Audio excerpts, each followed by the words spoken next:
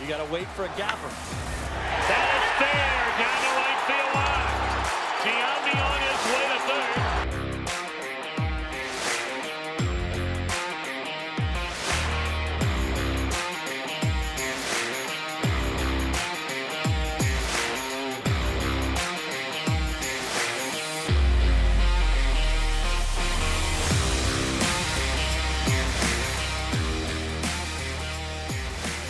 And they're going to wave him around.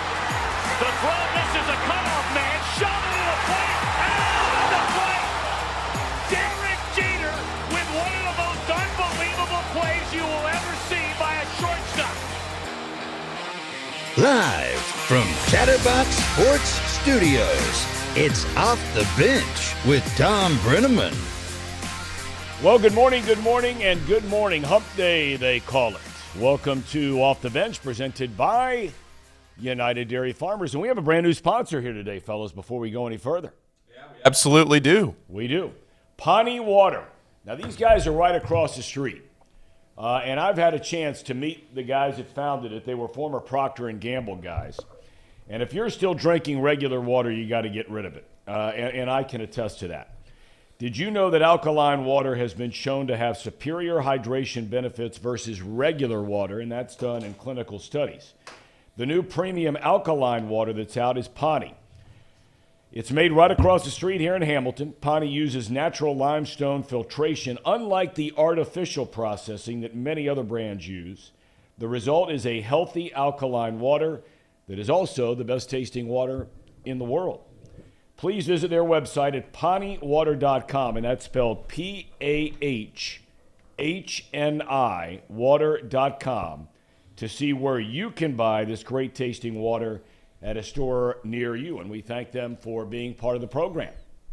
It's great stuff. Casey has some over here. Yes, he does. And Check it out. Casey, you're all in. I'm sold. I had a little test run. They came early on to talk to us like a couple weeks ago, and I'm pretty sure I had about half those waters in that well, good. in that stack that they gave us. So I'm all about Pawnee Water.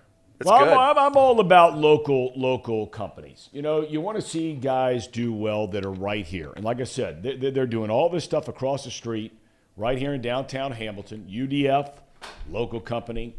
All the other great advertisers we have here, whether it's Penn Station and all those franchises, whether it's Jake Sweeney, whether it's Encore Technologies based out of here in Cincinnati, we're all about it. We're all about it. This show comes your way every day from 10 a.m. to noon Eastern Time. You can find us at YouTube/Chatterbox Sports. We invite you to please subscribe to the program if you prefer to join us in podcast form. And maybe that's something you want to do today, because we have Dusty Baker coming up at 11:15 today. Very excited about that. Just go to wherever you get your podcast, Spotify, Google, Apple, Off the Bench with Thom Brennaman, and you will be dialed in. Well, where do we begin? Lots going on in sports. A lot. Crossover season, if you will. Let's start with the Bengals and Steelers. They'll tee it up for the second time this season. That's Sunday in Pittsburgh, kick off at 4:25 in the afternoon. All of us remember the first meeting. Joe Burrow turned it over 5 times. That may never happen again. He was sacked 6 times in a 23-20 overtime defeat. Of course, no Jamar Chase this week. In the first meeting, he had 10 catches for 129 yards and a touchdown. Mitchell Trubisky was the starting quarterback then for the Steelers. The rookie Kenny Pickett will start on Sunday. Cooper Kupp's season is over. The Rams star wide receiver injured his ankle in last week's loss at Arizona. He will have surgery today. Commanders head coach Ron Rivera has a big decision to make. Do you give Carson Wentz his old job back, or do you stay with Taylor Heineke? While Wentz has been out injured, Heineke has led the Commanders to a 3-1 record. What would you do? College football.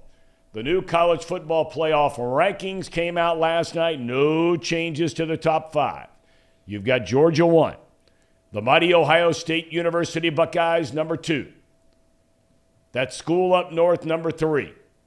TCU, number 4. Tennessee, number 5. LSU is now number 6. That's the wild card in this whole thing.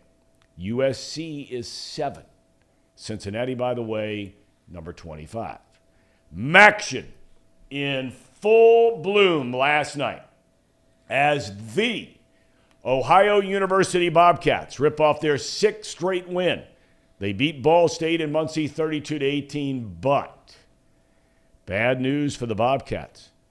The guy who's going to be named Player of the Year in the MAC Conference this year is their quarterback, Curtis Rourke.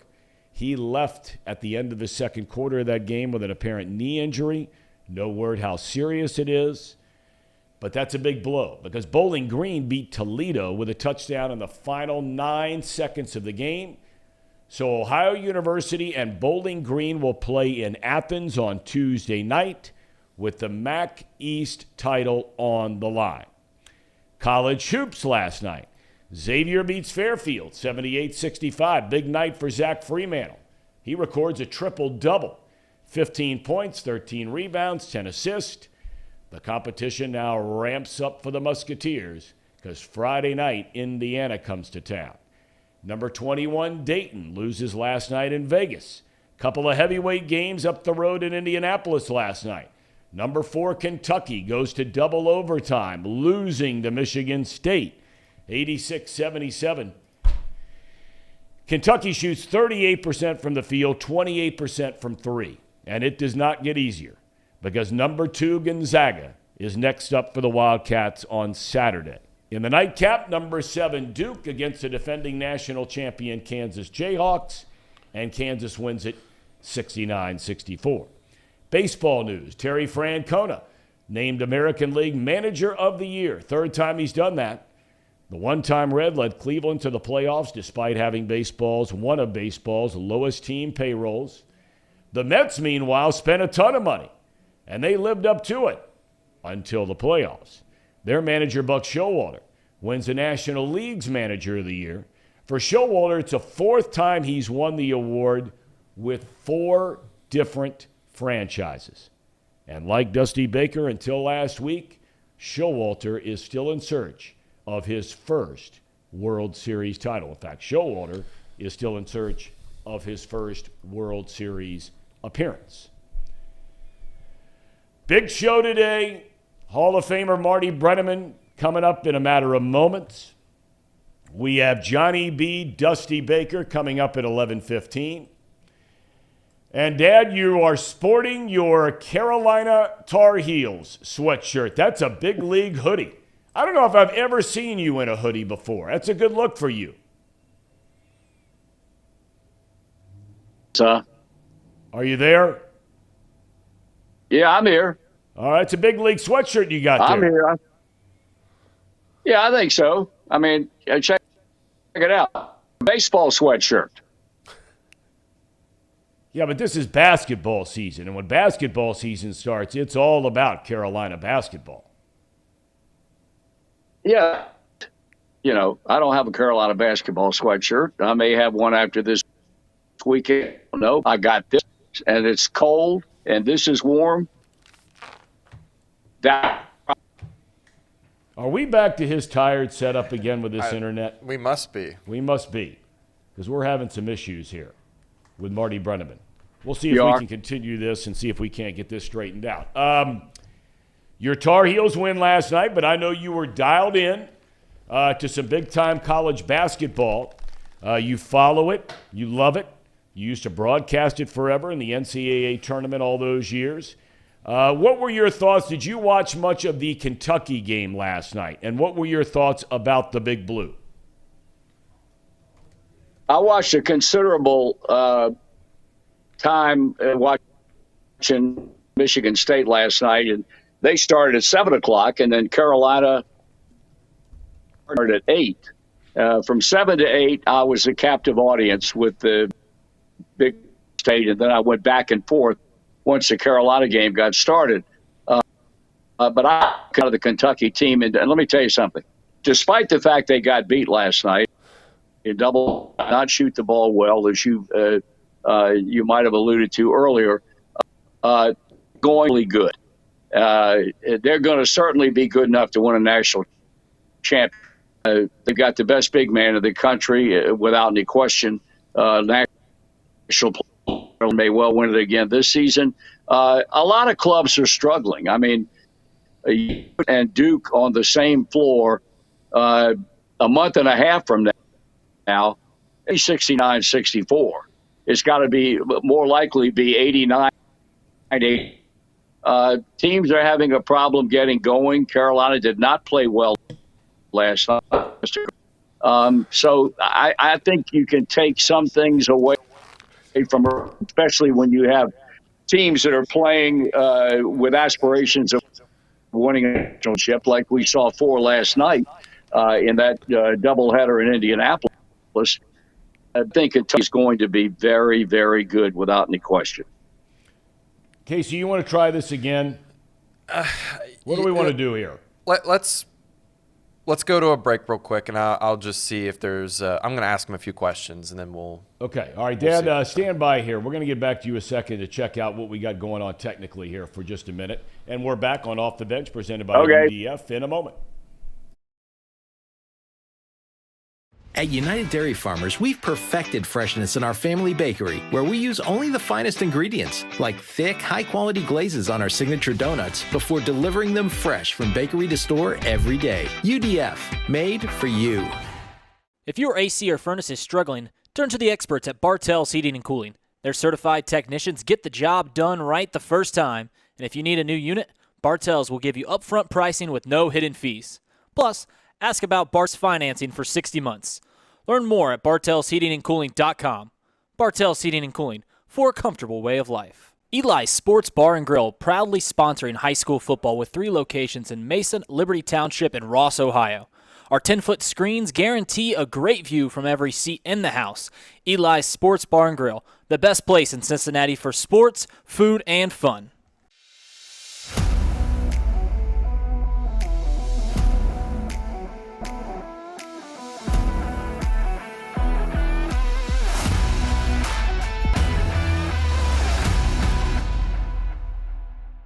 Where can you turn when you're in pain? Turn where more high school, college, and pro athletes turn. Where your neighbors and weekend warriors turn. Turn to Beacon Orthopedics and Sports Medicine and get superior care on your schedule. That's the Beacon difference. Check out our fresh arrivals at Jake Swinney Used Cars. Over 250 used vehicles weekly. All makes, all models. From economy to luxury, Jake Swinney, the original used car superstore.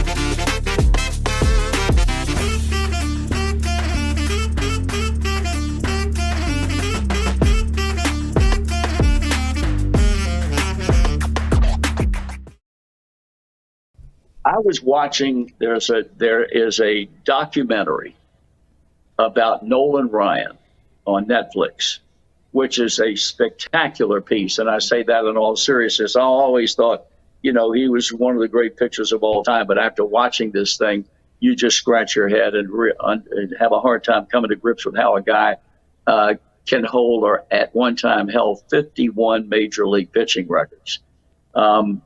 They have a lot of quick cuts in that documentary of doing what Nolan did best, and that's striking people out. Lo and behold, what pops up? But Tracy Jones standing there, striking out and looking like a washerwoman in the process. He wanted to get out of that batter's butt. He swung at a pitch that he could not have hit with an ironing board that was up and away, and almost fell down, but couldn't wait to get back to that dugout. I had to rewind it to make sure it was him, and it was. So just, if you get a chance to remember, just run that by him a bit when you all have him on Thursday. Yeah, that was a long, long time ago. It was a long time ago. You guys really like to hit me here, don't you? Talk about the past. I don't like to talk about. Why would the Ham and Eggers do that to Tracy Jones? Yeah, look at that. Yeah, here's some Some memories for you. There they are, Tracer. There they are. Oh, Look at that cool. shot on the left. That's a knock, no doubt. That's a knock. That's a ground ball to shortstop. Make a right turn back to the dugout. I rolled over on that pitch. I remember. For the audience, like, it's not exactly a set in stone. Like, this is what they're going to be the whole year. Teams move up and down based off of how they perform. Right? Oh, if there's one thing we know about the stink list, it is that it is a fluid situation. It is a fluid situation. Very reactionary. And if Next time Who we is that have Trace you guy? on- What? Who is that Trace? Trace guy? He's like a legend. We're scared of this guy on Twitter. Trace Have you heard Fowler? about him? Our boss? He's the boss around here, Zim. Hey, this guy has come into our Twitter community and scared the living daylights out of everybody that's in there. He comes in there and talks about these bets, and everybody just shuts up. Nobody talks, and they listen. He scared us, and he single-handedly lost the Browns game for us. He told us that we were going to lose the Browns game by a lot of points, and everybody got scared, and the energy was different. I don't want this guy coming back and talking. Trace is going to come back and start talking about, oh, the Bengals going to lose, and everybody's just like, even me. I was like, who is this guy? And then he just leaves like the Grim Reaper. And then we were just sitting there, and we were just talking about chili after that. Nobody even wanted to talk about football. This guy Trace is a demon. I don't know who this guy is. He's get him away from me. I don't know who he is. He was like, hey, Zim, it is me, Trace. And he came out of nowhere. And I was like, what? Who is it? 20 minutes just assassinated everybody's heart and their soul and took it out their chest. The words from our buddy Zim Hude. We're having major technical difficulties with Marty Brennaman, so he will not be coming back on the program today. He'll be joining us down in his estate down in North Carolina next Wednesday. Disappointing because I wanted to ask him a little bit about college basketball, but also wanted to talk a little bit about the whole Pete Rose thing, and we discussed it yesterday with both Tracy Jones and Paul Doherty about Pete Rose's letter to the commissioner, Rob Manfred, asking to be reinstated to the Baseball Hall of Fame ballot. You know, I'm kind of curious, fellas, and Casey, I know you're not a baseball guy, and thank you very much, Casey and Paul, for trying to get that stuff straightened out with my dad. But, you know, I wonder, we can sit here and let's just assume for a second that Rob Manfred has, you know, this epiphany where he says, okay, I'm going to end this lifetime banishment, at least as it pertains to being on the Hall of Fame ballot. This goes back to 1989 when Rose was suspended and banned from baseball by the late Commissioner Bart Giamatti after a lengthy investigation by John Dowd, who, by the way, is still going strong. That guy's still very much coveted in all kinds of different investigations, both in sports and particularly on the political front. But I almost wonder what the writers would do, because they are the ones that vote on the Hall of Fame. No broadcasters, no former players. That whole players thing, after a number of years on the ballot, if you don't hit a certain number of percentage of votes after, I think it's 5 years, you're dumped off into the Veterans Committee, and that's where players would have a chance to vote. But I wonder, because you have so many young voters now. I mean, Pete Rose is 80 years old, 81 years old. I wonder if the voters and the writers would vote Pete Rose into the Hall of Fame if he was on the ballot tomorrow. It's a good question. I don't know enough of the writers to make a good guess about it, but I do think if I was, and this, I have nothing to do with baseball. I'm not a Reds fan. This is just me thinking about the player himself, the manager himself, the guy who's already served time in jail. You know, like he's already been through his sentence. I think it's fair to put him in. I think it's fair to reinstate him. don't wait until it's too late and he's dead. Don't do that. That's terrible. There's too many times where when someone makes a mistake and someone's just dug into their belief that he doesn't deserve forgiveness, and then it's too late to change that decision to where it really matters. Yeah. Like you're not gonna, whatever he's done in the past, he's already served his time for. It's time to forgive and move on. You know, it would be such a positive. It's not going to be a negative to reinstate him. It's not going to be a negative to have him in the Hall of Fame, in my opinion. I don't see how anyone could view it as a negative process or an experience for him to be in the Hall of Fame. What do you think, Paul? Bonds should be in, Clemens should be in, Pete should be in. They should all be in. They should all be in. It's a shame that they're not. That's just my opinion. You know, you talk about getting voted into the Hall of Fame after one has passed.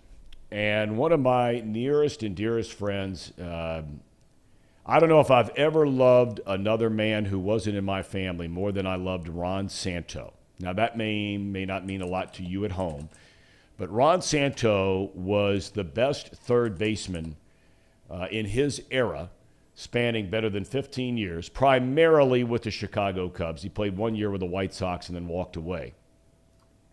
Phenomenal player. Phenomenal player on offense and defense. He played his whole career, was diagnosed with diabetes when he was 19 years old and didn't tell anybody.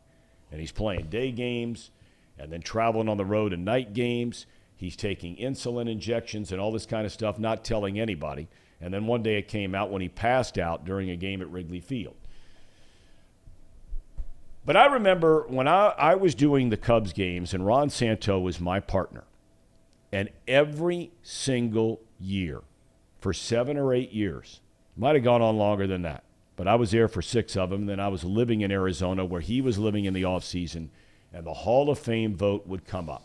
And all the Chicago radio and TV stations and writers would migrate out to where Ronnie was living in Arizona in the winter, and they would camp out in front of his house, ready for that word to come that he had finally been inducted into the Hall of Fame. To him, it meant more than just about anything in the world outside of, one, seeing the Cubs win a World Series. One would be his family.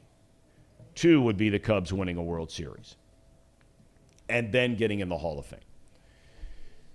Year after year, those reporters would be sitting outside of his home, and the word would come down that he did not get in. Now, a number of those occasions, I was sitting inside that house when the word came, and he never got the call. And other guys would get the call. And this went on for years and years. Then he gets shifted over eventually to the Veterans Committee. Ron Santo, while waiting to get in the Hall of Fame, I brought up earlier, a diabetic. He had one leg amputated. 2 years later, he had a second leg amputated. He continued to broadcast the Cubs games, fitted with prosthetics, walked around, you'd have never known in a million years that the guy didn't have his legs. Upbeat, happy, wearing his jeans and his cowboy boots and rooting on the Cubbies. I remember going in there by the time I was with the Diamondbacks and with the Reds, and if the Diamondbacks got a big hit to win a game, Reds got a big hit to win a game, we'd be in the booth next door, and he's sitting there pounding on that table, so angry he couldn't see straight that his beloved Cubbies were going to lose. So what happens?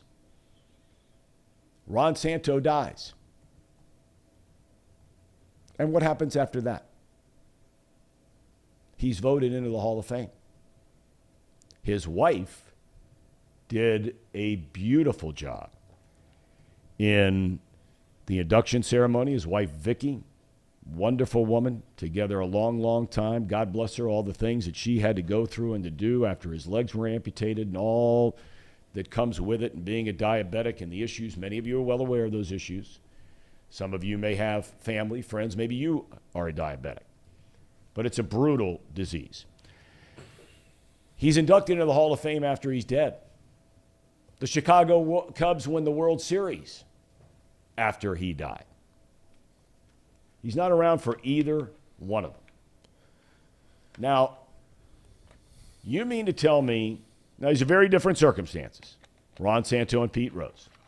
Pete gambled on baseball. That's been a rule in baseball. You're banned forever. That's the rule. But what purpose is served, Casey, as you point out? What purpose is served in the grand scheme of life by waiting until Pete Rose is dead to give him a chance to get into the Hall of Fame? What purpose is served? I'm not sitting here cheerleading for Pete Rose. Guy screwed up. I know all about screwing up. But 30 years? 35 years. Forgive me. We're in 2022. This was 89. So almost 35 years ago. Let me ask you guys this. Does it change the landscape that all the professional sports, and especially baseball, they are all in bed with gambling sites now? Or does that have nothing to do with Pete Rose gambling on baseball? I really don't think it does. And I know everybody wants to say, oh, the Major League Baseball has the BetMGM partnerships, baseball's signing all these official gambling deals, all that. To me, that doesn't matter. Because if David Bell was gambling on games, he'd have the same punishment. Just because baseball is making use of a good business decision to partner with gambling companies doesn't just all of a sudden absolve Pete of gambling on games while he was a part of the team. To me, at least, I don't think that has anything to do with it. Okay. So to be clear though, you still want him in the Hall of Fame, personally, but you think logically he shouldn't be. Is that what you're saying? No. I think he should be in the Hall of Fame. To have Pete Rose, the hit king, not in the Hall of Fame, to me, the same as Barry Bonds. To have a guy like Barry Bonds not in the Hall of Fame, it's ridiculous. And I could go down a whole nother tangent of having the media members vote on the Hall of Fame. I think that's ridiculous too, but that's a whole nother topic. I just think that having Pete Rose withheld from the Hall of Fame because of these gambling issues, if he had apologized right away, if he had come out, he had been contrite immediately. And he's admitted that. Yep. And he had been genuine in his contrition, and he hadn't taken such issue and continued to have public image problems later, he'd be in. Which then begs the question, is the Hall of Fame more than just the player? They're going for the character and everything else, too. That's a dirty road. Well, and that's exactly right. So then where do you draw the line? If you're going to put a guy like Ty Cobb in, where are you going to draw the line? So you get down into the weeds of all this, and it's like, hey, let's take a look at the guys that are in there right now, and all of a sudden you're going to play this game of, well, we're not going to put Pete in, we're not going to put Barry in, we're not going to put Roger in, but Bud Selig's going to get in. Well, I mean, you look at guys, and if you're going to get into quote unquote, cheating the game, I mean, look, you walk by the Gaylord Perry, right? You walk by he's in the Hall of Fame. Openly admitted cheater, doctored up the ball. It's just I know it's complicated. And probably too complicated for this small mind of mine. I know Pete Rose. I like him quite a bit. I think he's done some things that I certainly, it's tough. But, he's at least, I find it so interesting in how people look at this letter in dramatically different ways. The new columnist Williams over at the Enquirer took serious umbrage. And his word was, it was insincere. Now, I don't know him. I've met him. But I can tell you, I have a really hard time. And look, everybody has their issues in life and the things that they do and then the consequences they pay. I worked for 30-plus years broadcasting Major League Baseball, 25 in the NFL. And I've shared this with my wife and my kids, and, there's a part of my career that is only going to be known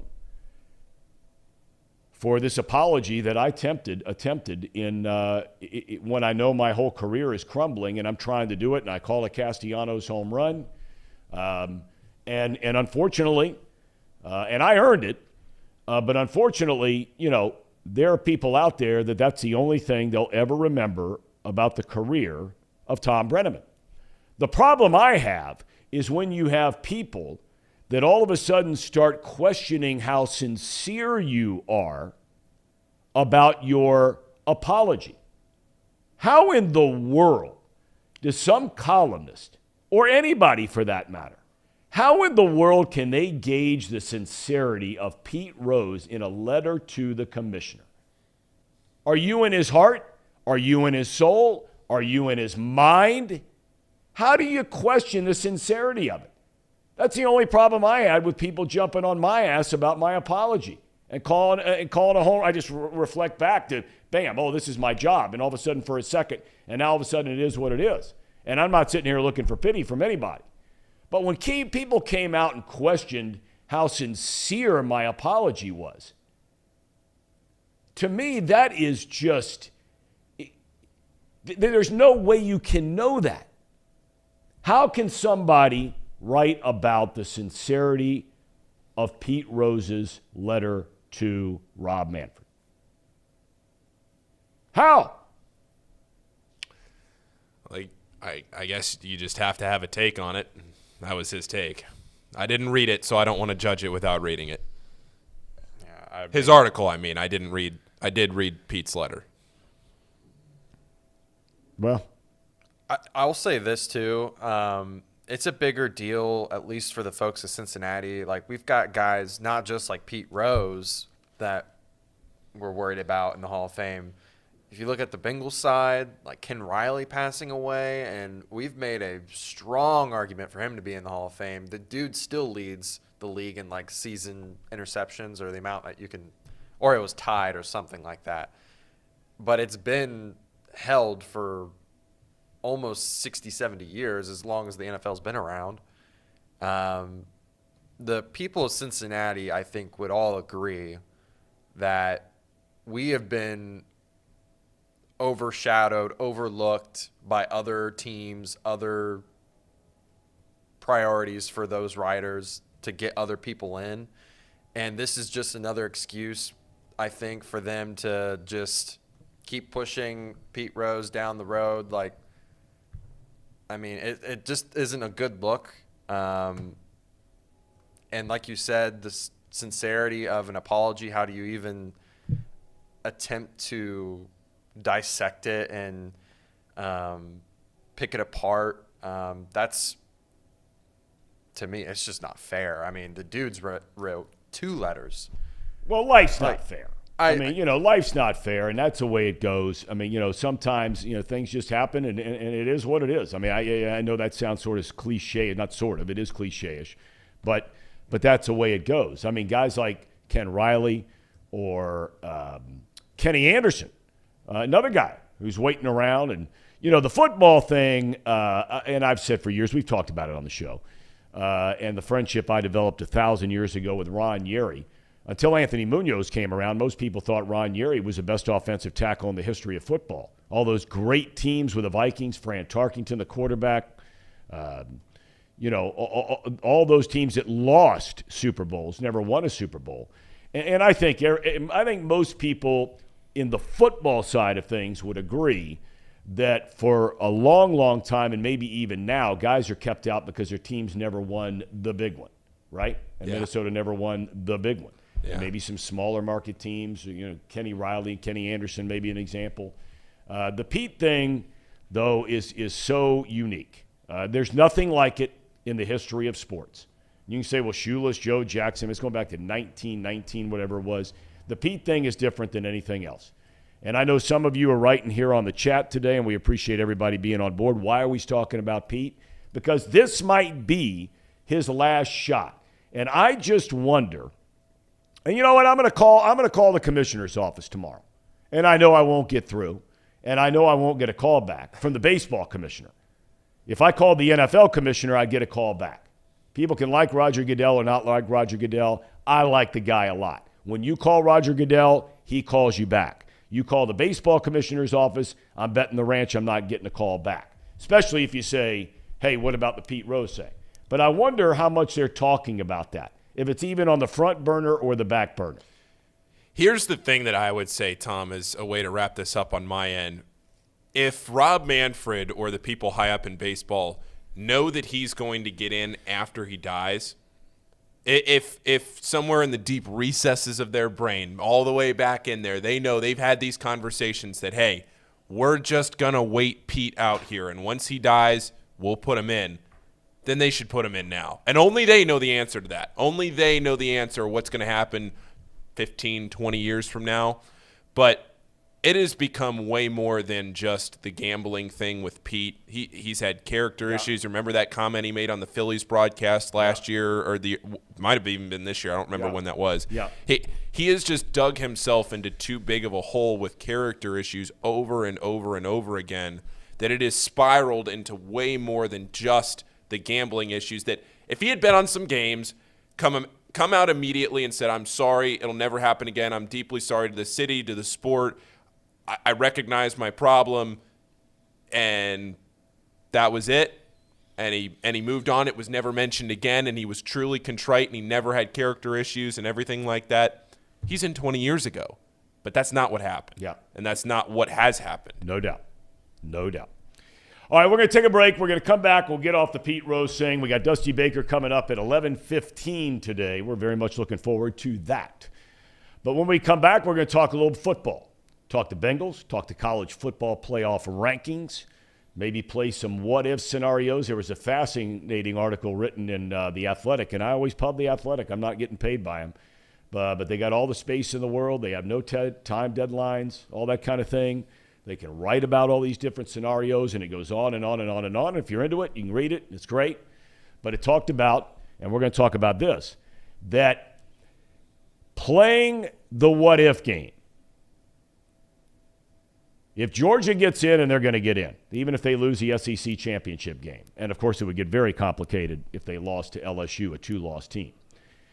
But the question perhaps could come down to, and let's assume for a second that TCU beats Baylor this week, Iowa State next week, and then has to beat a really good Kansas State team. I know nobody cares about Kansas State around here, but trust me when I tell you, they are really good.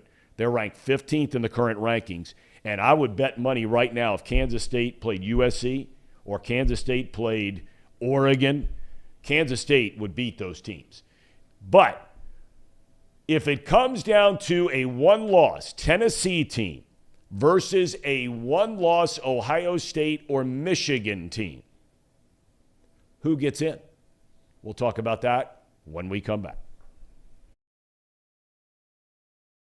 At United Dairy Farmers, we've perfected freshness in our family bakery, where we use only the finest ingredients, like thick, high-quality glazes on our signature donuts, before delivering them fresh from bakery to store every day. UDF, made for you. If your AC or furnace is struggling, turn to the experts at Bartell's Heating and Cooling. Their certified technicians get the job done right the first time, and if you need a new unit, Bartell's will give you upfront pricing with no hidden fees. Plus, ask about Bartell's 0% interest financing for 60 months. Learn more at bartellsheatingandcooling.com. Bartell's Heating and Cooling, for a comfortable way of life. Eli's Sports Bar and Grill, proudly sponsoring high school football with 3 locations in Mason, Liberty Township, and Ross, Ohio. Our 10-foot screens guarantee a great view from every seat in the house. Eli's Sports Bar and Grill, the best place in Cincinnati for sports, food, and fun.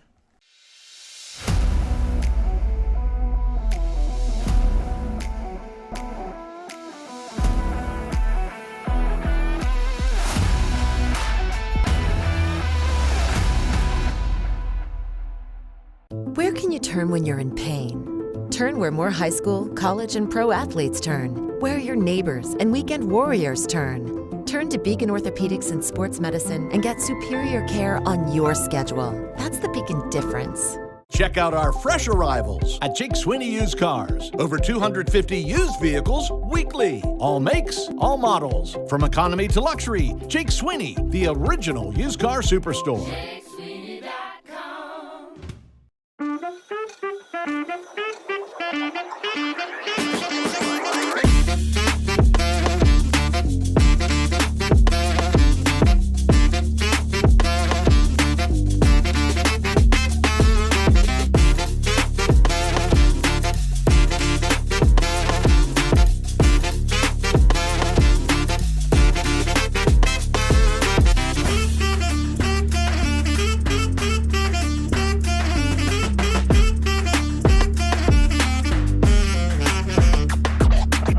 For the audience, like, it's not exactly a set in stone, like this is what they're going to be the whole year. Teams move up and down based off of how they perform, right? Oh, if there's one thing we know about the stink list, it is that it is a fluid situation. It is a fluid situation. Very reactionary. And if Next time Who we is that have Trace you guy? on- What?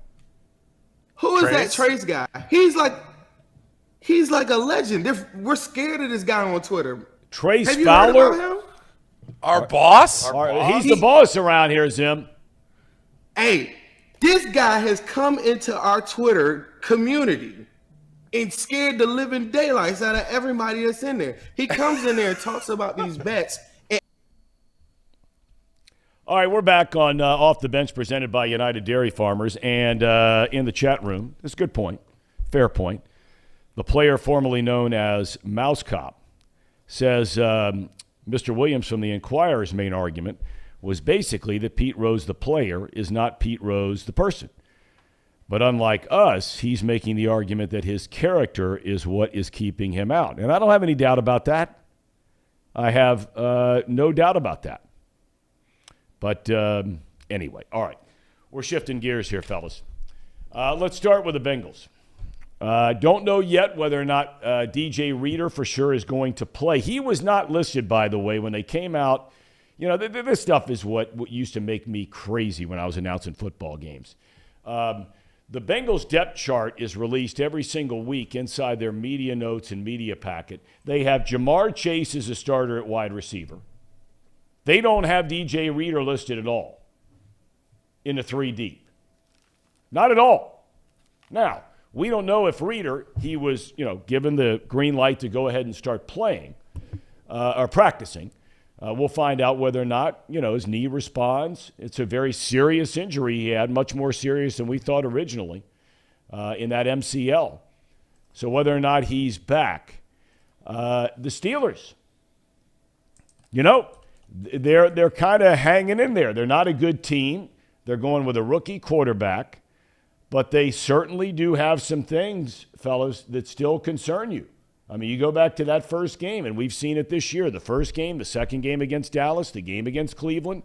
When teams have, more than one bona fide serious pass rusher, it's created problems for the Bengals offensively this year in protecting Joe Burrow. Cameron Hayward is still there. TJ Watt is back. They have some other young players that are coming along.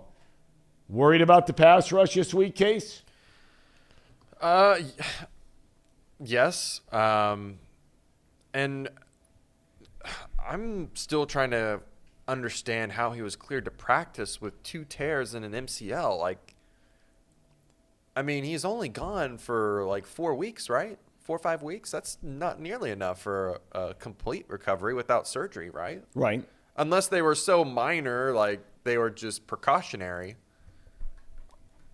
I'm not a doctor, but 2 tears in the MCL sounds really crazy to me. Yeah, it does. And I know that the Bengals went out and they worked out Philion, a defensive tackle guy. He was a former Raiders defensive tackle. So they're looking for depth. So it doesn't make me feel very confident that he's going to return. So I am going to say I'm a little nervous. But I'm always going to be a little nervous going to Pittsburgh. Yep. You're never going to convince me otherwise. I don't care how bad they are. I don't care that they stink. Going to Pittsburgh should always be something that we take very seriously. Anytime we play a divisional opponent, it should be taken very seriously, even though that they stink. But I'm just saying, like, for the Bengals' perspective, I think that they should be taking this game very seriously. They should be all in on this game, whereas some games I feel like they might not have been, like the Browns game. They probably just weren't in it to begin with. If they come out really sluggish, if they come out on defense and they just don't get after Pickett, and if they don't stop the run like we're used to, it's going to be a long day. Casey, Everett Henry in the chat really wants you to make a prediction on the game. I was told, I believe, by our chat to never make another prediction ever again. That's right. He said in all caps, please make a prediction. Well, Everett then said, do not make a prediction, Casey. That's what he said. I'm not going to make a prediction. I won't jinx anybody here in this chat room or in this live stream. But I do think that the Bengals are the better team, and they need to prove it. They need to go out there and So take you're it not seriously. making a prediction. No. We know they're the better team. Yeah. We know they need to prove it, but you're not going to make a prediction on the game. I'm not going to give Well, you're going to have to pick on Friday. Oh, yeah. So- I'll do our picks, but I'm not going to give a number prediction. I'm not going to say how it's going to go. I just know that the Bengals are the better team, and they need to prove it. Well, you look back, and again, I don't know how much stock you're putting in the first game of the year. It's a game the Bengals clearly should have won. If they make an extra point, they win the game. But, you look back to that game, and I mentioned that Jamar Chase had 10 catches, 129 yards, and a touchdown. If you recall, T. Higgins was concussed in that game, right, on the big hit down the sideline. Tyler Boyd and T. Higgins, neither one had any impact on the game whatsoever. Neither one. Mixon had the second most catches. Hayden Hurst had the third most catches. Now Higgins, you take out because he was injured. But he and Boyd were non-existent. Without Chase, Paul, they better find a way. As we've talked about before with this team, their offense has only been good this year against terrible teams. And so you can sit there and talk about it all you want at home. But again, the three teams they posted 30 or more on are a combined 9-18, and they're all in the NFC South. They haven't really done it, against somebody that's good. And I don't know if the Steelers are good, but their defense is all right.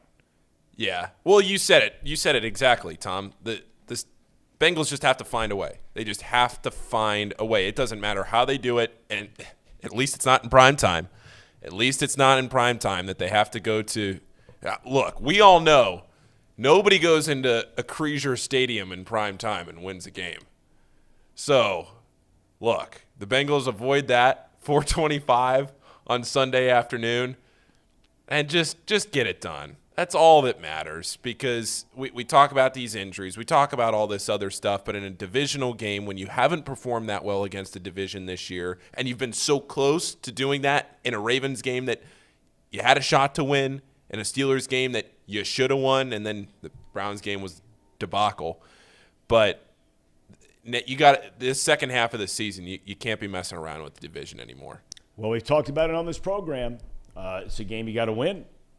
I would say that if they lose this game, their season is in big-time trouble, knowing who's on the horizon. And some of you out there don't believe in the Tennessee Titans. I do. They have a big game tomorrow night. That's one of the best Thursday night football games, or at least one of the most intriguing Thursday night football games we have had this year.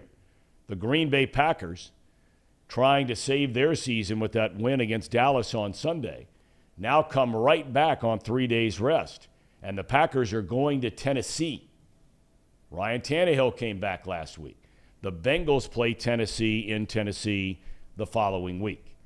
If they lose this week against the Steelers, I say they're done. Done. They are not going to get to 10 wins this year if they lose this game to the Steelers. It's not going to happen. And to be fair, if they do lose, do we really want them to make it to the playoffs? Yes, Casey. Yes. Yes, you want to. Yes, you want to make the playoffs, Yes. Casey. Yes. I don't No. If you Casey, lose no. to the Steelers, do you really want to go and Yes. get embarrassed in the wild You card? want to make the playoffs, Casey. Yes. Okay. All right.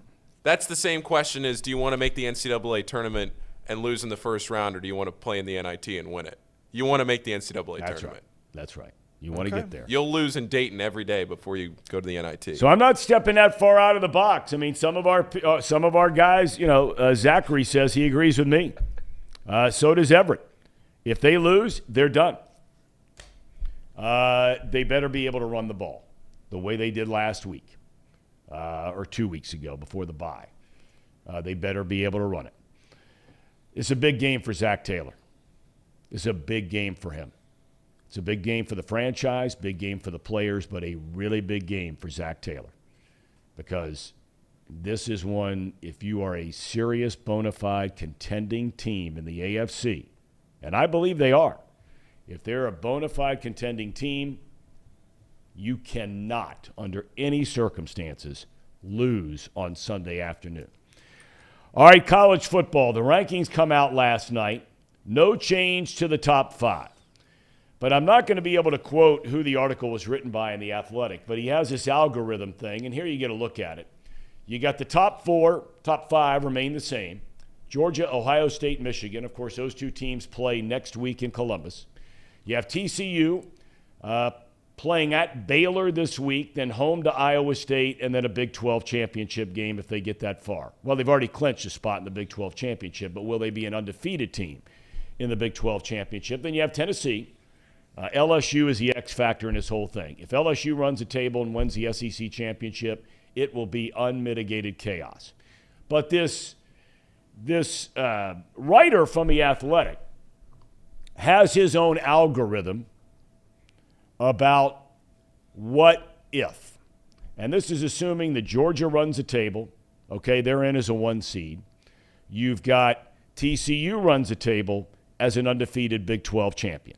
Now what happens of the 3 teams, and LSU would be taken out of this mix because it means that they would lose, okay?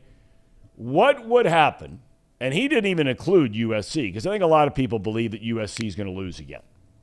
They've got UCLA this weekend, they've got Notre Dame, and then they've got potentially a Pac-12 championship game, okay?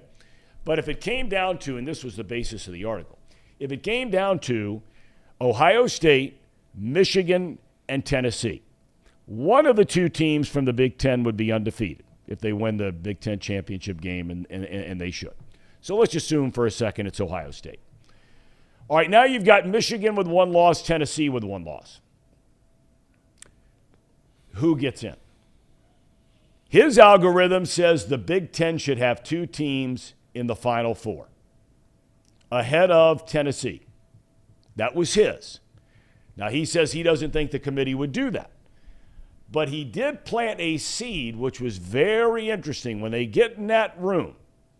And we're talking about now the team that would be number 4. So that means they would have to play number 1 in the college football semis. Would there be any influence by the committee to avoid a rematch between Tennessee and Georgia? If Tennessee deserves to be in, then they should be in, right? I mean, I see the point, but. Well, you look at Tennessee here now for a second, okay? And that win over Alabama doesn't look like a normal win over Alabama anymore. Alabama's lost 2 games. And I think we all agree they could easily have 3 losses at the minimum. On the flip side, though, to that, Alabama's 1 bounce of the ball away from being undefeated, too. I mean, they lose on a last-second kick at Tennessee, and they lose on a 2-point conversion at LSU. Like, Alabama is as close to being – You're right. I was listening to a podcast the other day, and they made this exact point. They're as close to being undefeated as you can be without being undefeated. So if you look at it from that flip side of it, they're right there. It's not like Alabama's completely fallen off a cliff yet. It's just that they've lost a couple of tough road games in hard environments. But I'd put Tennessee in over Michigan if Michigan doesn't win. Then Ohio State. You keep Ohio State out if Michigan wins next week in Columbus. It's a good question. Do you put Tennessee? The other thing about Tennessee is, and we talked about this yesterday, outside of Georgia, when I look at that top four, I see Tennessee sitting there, and they've got life by the tail. They go down to South Carolina. That's not a layup this weekend. Then they play Vandy. That's a massacre. But they don't have to play in the SEC championship game. They don't have to play in LSU. You know, they don't have anybody else left where they just sit back at number 5 and they watch how Georgia does in an SEC championship game, the winner of Ohio State, Michigan. Can TCU win 3 more games, including the Big 12 championship? Because if any of those teams stumble, and at least one of them is going to stumble, at least one, the loser of the Ohio State-Michigan game, Tennessee's just sitting there pretty to slide right in. Yeah. I think Tennessee you made a great point the other day, Tom, which I hadn't really thought of. Of the top 5 teams, who are you outside of Georgia? Who would you most like to be right now? It's Tennessee. No doubt about it. It's Tennessee. That's absolutely the correct answer to that question. There is no doubt about it, because if you're those other teams, you're Georgia, you're going to have to play a very good team in the SEC championship game. Michigan plays Ohio State. TCU's got some tough games left. And for Tennessee, you're just sitting back. Still a good win, don't get me wrong. I mean, you beat Alabama. It's still a great win. Michigan, their out-of-conference schedule is going to really hurt them badly.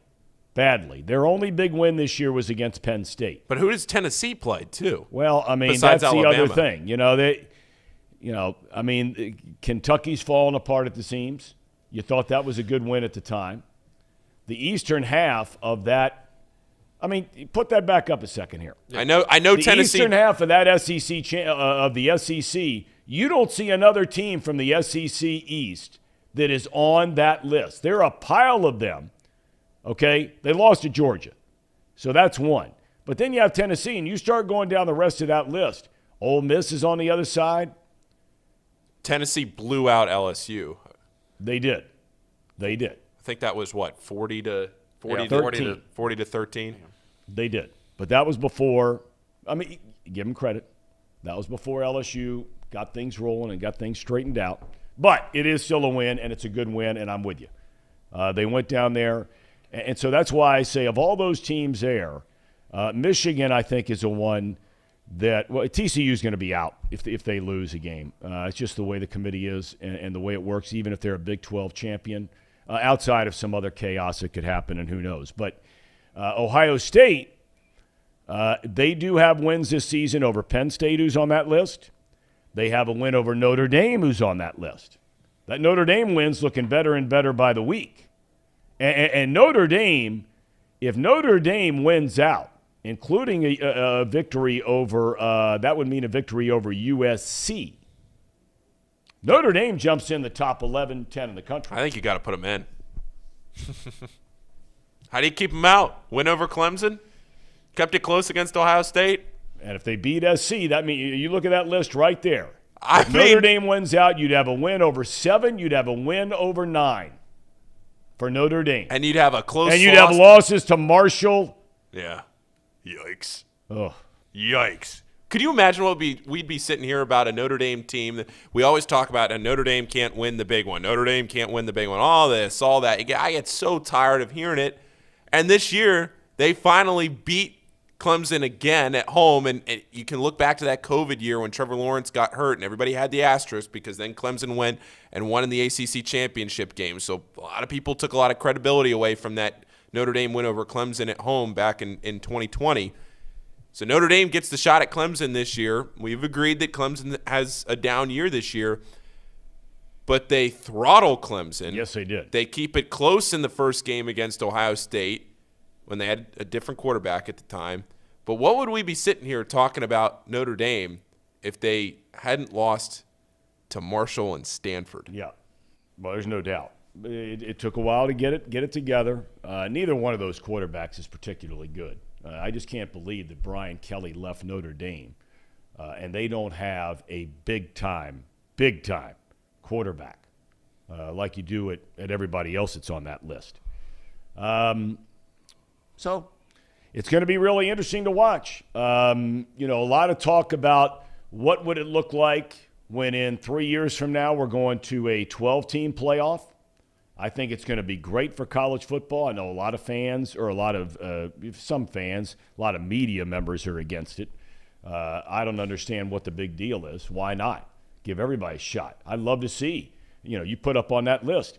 I'd love to see how some of those teams would do against a quote-unquote Big Four or Big Five. Wouldn't you? Wouldn't you like to see, what would Utah do against LSU? I don't know what they would do. What would, on this list, North Carolina, who's only lost one game. Now, they haven't beaten anybody, but if they get into the top 12, with that quarterback they have, the May kid, you want to play them in the first round? No. No, you don't. And if Notre Dame should sneak in there, I'm not so sure how many people want to play. I mentioned Kansas State earlier. I think that when we go to 12 teams, it is really going to be exciting. All right. Couple of other little news and notes there. We talked about Taylor Heineke yesterday. I know we're jumping all over the board here, but I brought up in the monologue. Ron Rivera is debating what to do. Carson Wentz has been out. They made the trade for him to bring him in, right? Making big money. Had a lot of success in Philly. A little bit of success, not a ton in Indy. But they bring him in. He gets hurt. Heineke started the last four. The Commanders, a.k.a. the Football Wizards, are 3-1 with him at quarterback. Is there any way in the world you're not starting Taylor Heineke? Why is there even a question about this? Wentz is terrible. Yeah, well, he's not terrible. He's a bad quarterback. He will lose you games. You win in spite of Carson Wentz. Taylor Heineke, he might actually be one of those quarterbacks that you win because he doesn't turn the ball over much. He's mobile. He just finds ways to win. And to be clear, it's not really the reason why they're winning football games is because they can run the ball and they have a decent enough defense. Yep. And they're getting Chase Young back. Yep. I don't know how much that's going to affect. He had a brutal injury, so we don't know what he's going to look like. But if he comes back the same way, I say you let Taylor Heineke just be that guy. Let him just manage the game, do what he can do when he needs to, roll out of the pocket, run around, scramble around. Give him more time to develop because he's still – I don't think he's played a full season. No. Yeah, so, I mean, you don't know what you really have there, in my opinion. So – and he was this close to being Tom Brady. I think you should let him play. Do you want to be the Wizards or do you want to be the Commanders? Because Taylor Heineke is going to give you a commanding team where Carson Wentz. Nice play on words there. Carson Wentz. A wizard. He's a bit of a wizard. I mean, Paul, you're a D.C. guy, Northern Virginia guy. Yeah. I mean, I got to believe the people you talk to back there, no brainer. Yeah, I mean, the Bengals are my team, but I'm still, as you say, Tom, dialed in on D.C. Twitter. And they are just, for the most part, just sick of Carson Wentz. It was a bad decision. It was a classic. You know what it was? It was a classic Dan Snyder, go out and get a name because I want to get a big name who at one point was an MVP contender. And, let's just plug him in and hope it works. Well, Dan, why don't you let the people that know football make the decisions? I don't need to ruin this show by going on for an hour about that whole mess. Well, we know the mess that he's in, and there's talk about selling the team and all this kind of thing. But there's just a lot going on. And before we take a break, because we're getting ready to have Dusty Baker, you were at the Xavier game last night. I was. And how did they look? I know they won the game. Yeah. Colby Jones, Xavier's best player, did not play last night, hurt his ankle in practice the day before the game. So he didn't play. Weird first half, bad first half. Xavier was losing at halftime, but then came out in the second half, played a whole lot better. Zach Fremantle, first Xavier player with a triple-double since 2016. Miles Davis had that one against Providence way back when. They got it together. And I don't really think there's a ton to take away from. Is Jones playing against Indiana? So they talked about him in the post-game media. Sean Miller said that they want him to go through a shoot-around. They want him to go through a practice before he plays. I don't know. Okay. And that's going to be a huge decision. Okay. Yeah. Well, I mean, it's early in the year. Yeah. I mean, really early in the year. Yeah. I'll say this. My Notre Dame Fighting Leprechauns, they're playing this Wednesday. I'm going to have to get some gear and whatnot so I can – We can get you some Notre Dame gear.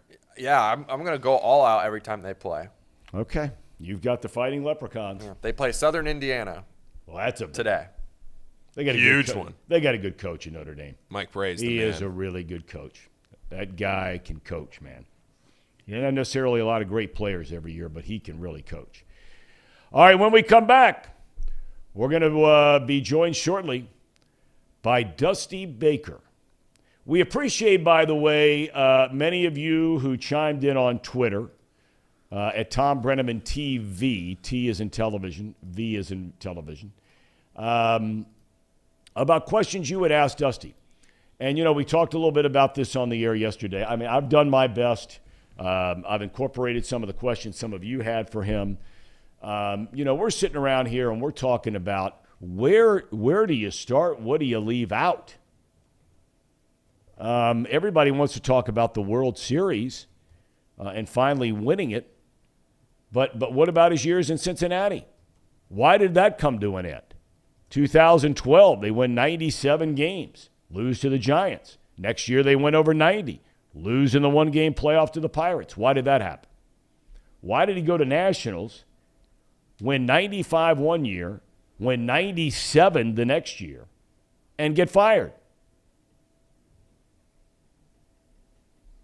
And then the whole Houston cheating thing.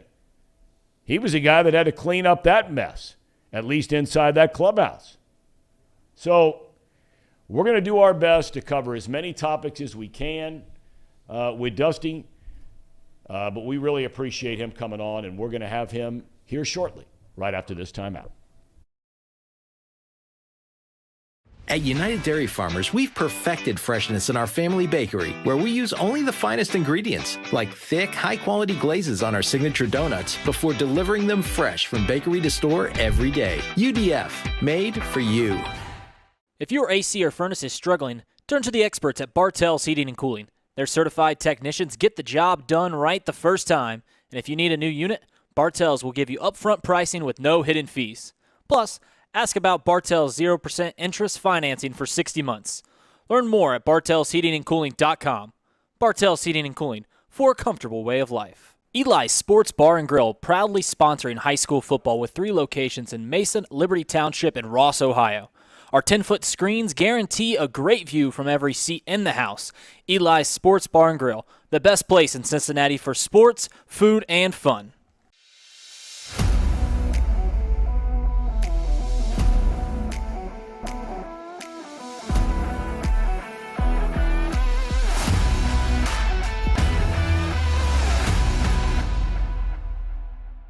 Where can you turn when you're in pain? Turn where more high school, college, and pro athletes turn. Where your neighbors and weekend warriors turn. Turn to Beacon Orthopedics and Sports Medicine and get superior care on your schedule. That's the Beacon difference. Check out our fresh arrivals at Jake Sweeney Used Cars. Over 250 used vehicles weekly. All makes, all models. From economy to luxury, Jake Sweeney, the original used car superstore.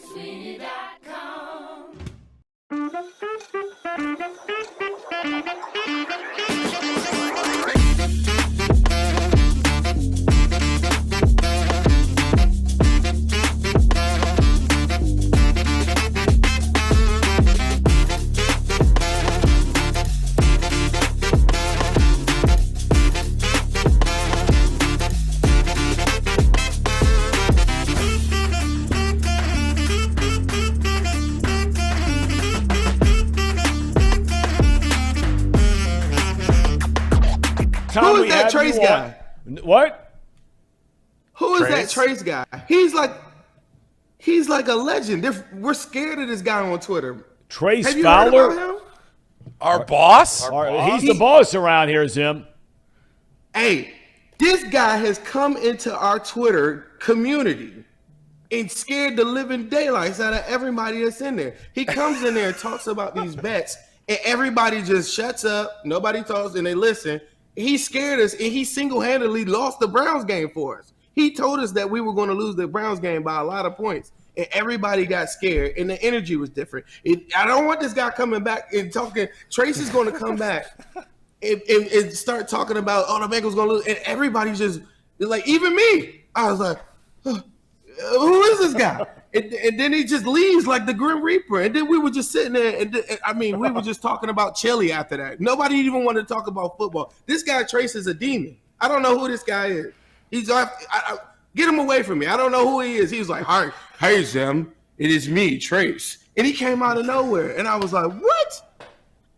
Who is it? 20 minutes just assassinated everybody's heart and their soul and took it out their chest.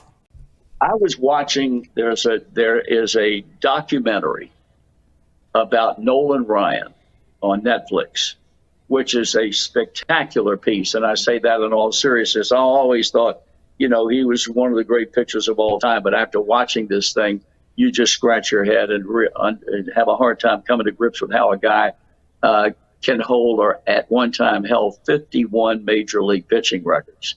They have a lot of quick cuts in that documentary of doing what Nolan did best, and that's striking people out. Lo and behold, what pops up? But Tracy Jones standing there, striking out and looking like a washerwoman in the process. He wanted to get out of that batter's butt. He swung at a pitch that he could not have hit with an ironing board that was up and away, and then almost fell down, but couldn't wait to get back to that dugout. I had to rewind it to make sure it was him, and it was. So just, if you get a chance to remember, just run that by him a bit when you all have him on Thursday. Yeah, that was a long, long time ago. That was a long time ago. You guys really like to hit me here, don't you? Talk about the past. I don't like to talk about. Why would the Ham and Eggers do that to Tracy Jones? Yeah, look at that. Yeah, here's some memories for you. There they are, Tracer. There they are. Oh, look at that shot on the left. That's a knock, no doubt. That's a knock. That's a ground ball to shortstop. Make a right turn back to the dugout. I rolled over on that pitch. I remember. For the audience, it's not exactly a set in stone. This is what they're going to be the whole year. Teams move up and down based off of how they perform. Right? Oh, if there's one thing we know about the stink list, it is that it is a fluid situation. It is a fluid situation. Very reactionary. And if next time who is that Trace guy? What? Who is that Trace guy? He's like a legend. We're scared of this guy on Twitter. Trace Have you Fowler? heard about him? Our boss? He's the boss around here, Zim. Hey, this guy has come into our Twitter community and scared the living daylights out of everybody that's in there. He comes in there and talks about these bets, and everybody just shuts up. Nobody talks, and they listen. He scared us, and he single-handedly lost the Browns game for us. He told us that we were going to lose the Browns game by a lot of points, and everybody got scared, and the energy was different. I don't want this guy coming back and talking. Tracy's going to come back and start talking about, the Bengals going to lose, and everybody's just like, even me. I was like, who is this guy? And then he just leaves like the Grim Reaper. And then we were just sitting there, we were just talking about chili after that. Nobody even wanted to talk about football. This guy Trace is a demon. I don't know who this guy is. Get him away from me. I don't know who he is. He was like, hey, Zim, it is me, Trace. And he came out of nowhere. And I was like, what? Who is it? 20 minutes just assassinated everybody's heart and their soul and took it out their chest. I was watching, there is a documentary about Nolan Ryan on Netflix, which is a spectacular piece. And I say that in all seriousness. I always thought, he was one of the great pitchers of all time. But after watching this thing, you just scratch your head and have a hard time coming to grips with how a guy can hold or at one time held 51 major league pitching records. They have a lot of quick cuts in that documentary of doing what Nolan did best, and that's striking people out. Lo and behold, what pops up? But Tracy Jones standing there, striking out and looking like a washerwoman in the process. He wanted to get out of that batter's butt. He swung at a pitch that he could not have hit with an ironing board that was up and away, and almost fell down, but couldn't wait to get back to that dugout. I had to rewind it. Welcome back to Off the Bench, presented by United Dairy Farmers. Johnny B. Dusty Baker was born in Riverside, California in 1949. Moved to Sacramento when he was 14. Was drafted by the Atlanta Braves in 1967. In 68, he started what would be a brilliant 20-year career as a player, primarily with the Braves and the Los Angeles Dodgers. He helped L.A. to pennants in 77, 78, and to a World Series title in 1981.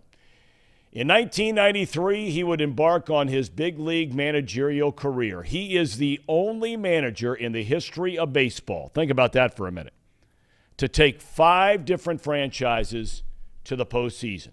The Giants, the Cubs, the Reds, the Nationals, and the Astros, and of course this year culminating with his Astros winning the World Series. He's a husband to Melissa and the father of 2 children. He's also a veteran. Served in the United States Marines from 1969 to 75. All right, Johnny B. Dusty Baker, great to have you with us. What part did I just miss that you're most proud of? Did I miss anything? No, not really. Probably the fact that I played all sports, any sport that I could play, I played them. And I wanted to be the best at them. And I wasn't always the best at them, but I was one of the best at most of them. And I would go out and work and practice. And I'd see Elgin Baylor do a move or somebody, and I'd go, I practiced like tirelessly until I had that move. And that was probably sort of culminates how my life has been. Like I'm a guy that's willing to work and practice with a certain amount of skill involved, but mostly it was about determination and practice, I think. Dusty, I read an article, and one of the pictures, and we all go places where there's pictures hanging up in the wall, and you always had in your offices that I was in when you were with the Giants, the Cubs, the Reds, Washington. Not been to the office in Houston, but I'm sure it's still there. It's one of the most amazing photographs I've ever seen. It's of your dad. And I read an article, and tell me if this is accurate.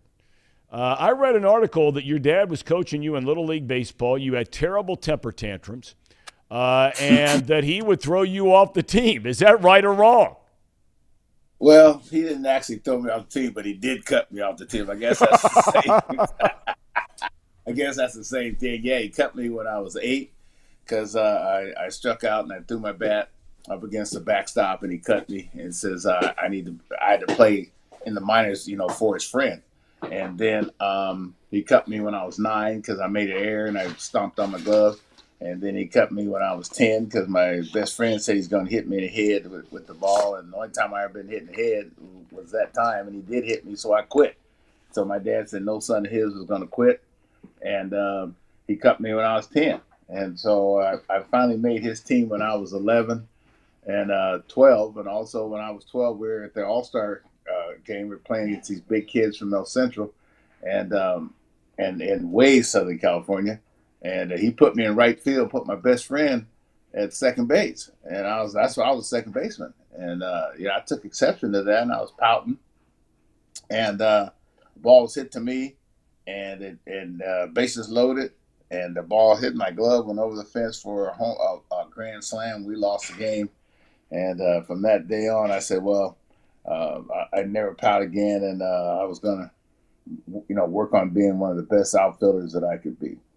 Hey, walk me through, and without getting into necessarily a lot of the details about it, but I know that when you were drafted by the Atlanta Braves, and your mom and dad were really worried about the idea of all the racism in the southern part of the United States.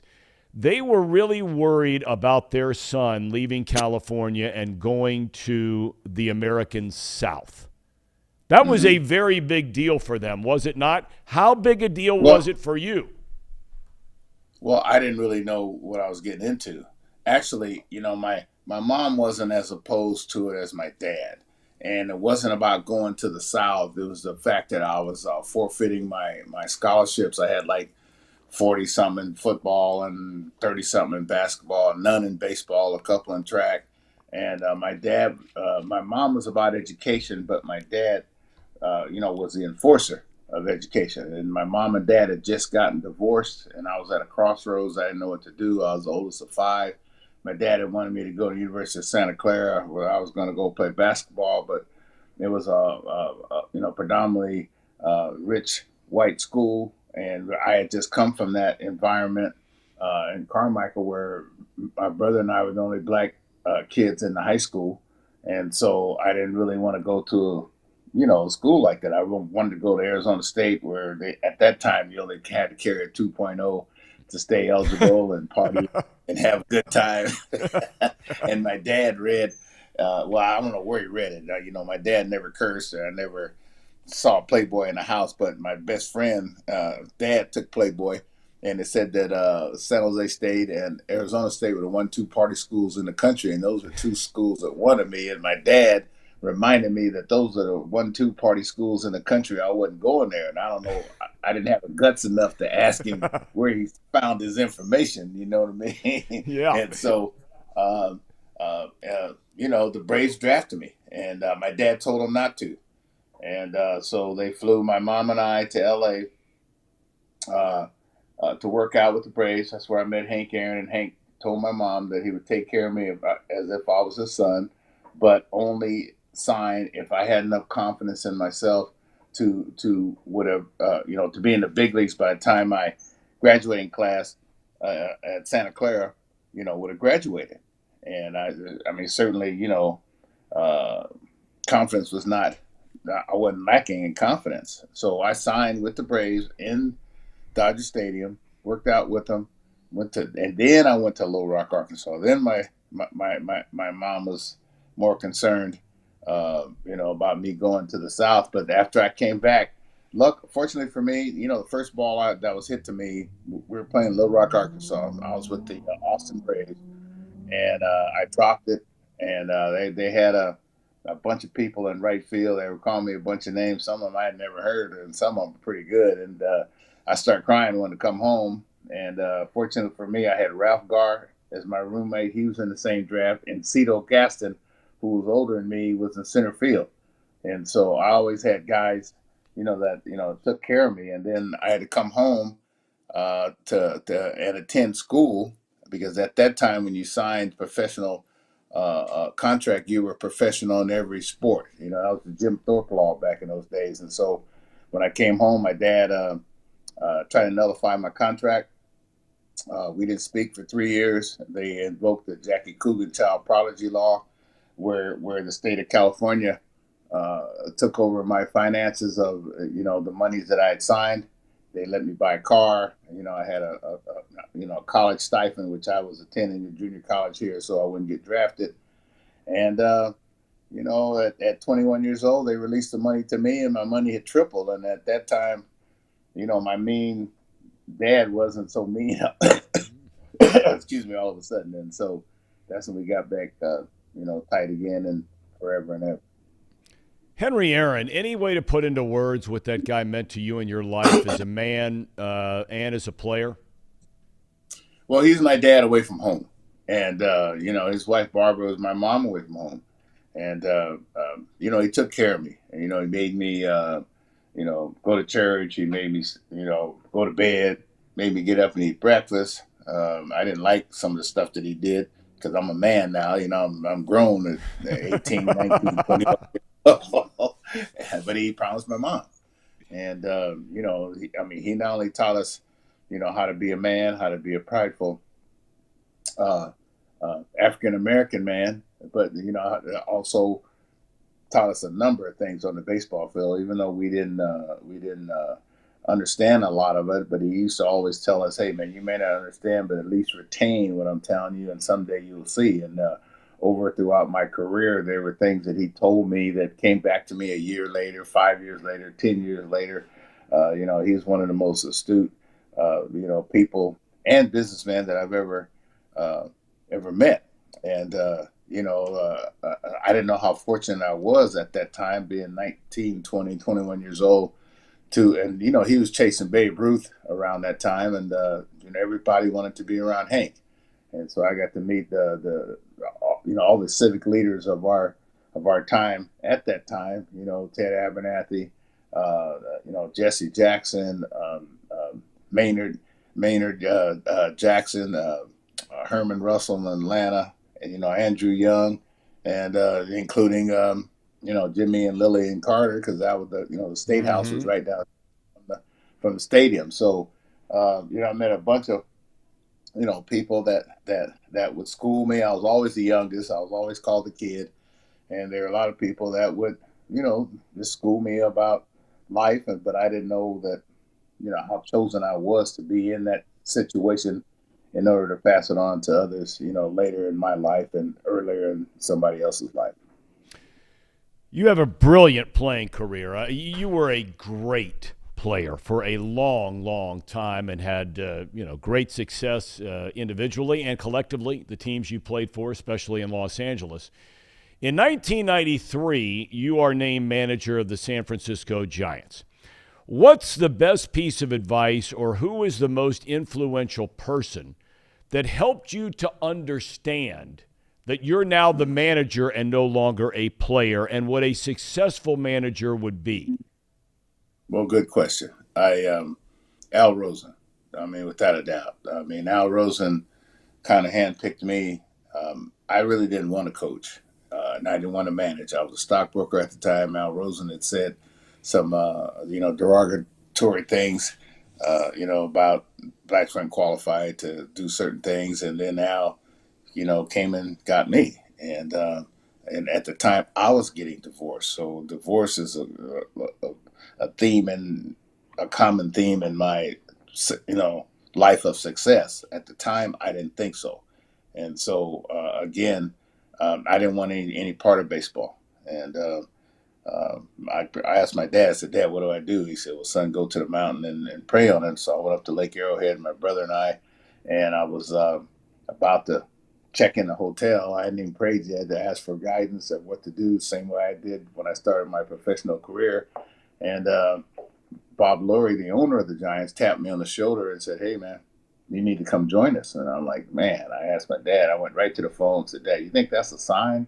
And he said, "Son," he says, "that's a sign that you don't want to see, because you go up there and ask for direction, and the direction taps you on the shoulder even before you get started, and you need to adhere to what you asked for." And so I decided to go with the Giants as a batting, first base coach, and then the batting coach, and then Al Rosen told me to go to the fall league, and he says, "I want you to go to fall league. The club's going to sell, and Bob Quinn's going to come down and talk to you. The job is yours. Just don't screw it up and trying to show him how smart you are." That's what he told me. And he said, I swear.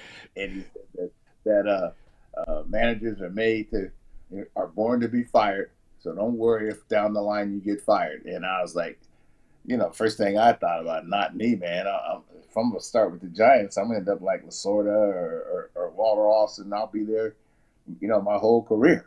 And I guess Peter McGowan, Al had talked about me to Peter McGowan, because it was his ultimate decision. He was a new owner of the club, and I got to thank Peter also for giving me the opportunity, because that's what's missing a lot of times, especially with the African American managers or any young managers, opportunity. And so I can't thank Al Rosen enough for seeing something in me that I really didn't even see in myself. You take the Giants to the World Series. You lose that heartbreaking series to the Angels. Why did you leave the Giants? It's a good question.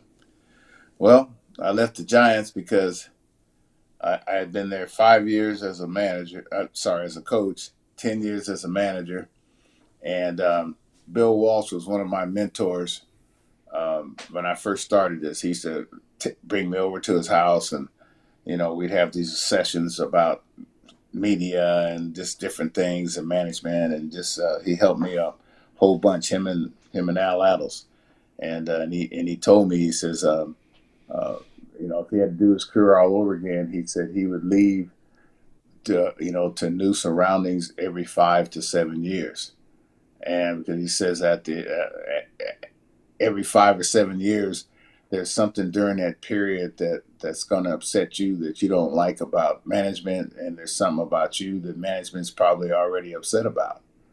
And so, that was a tough decision.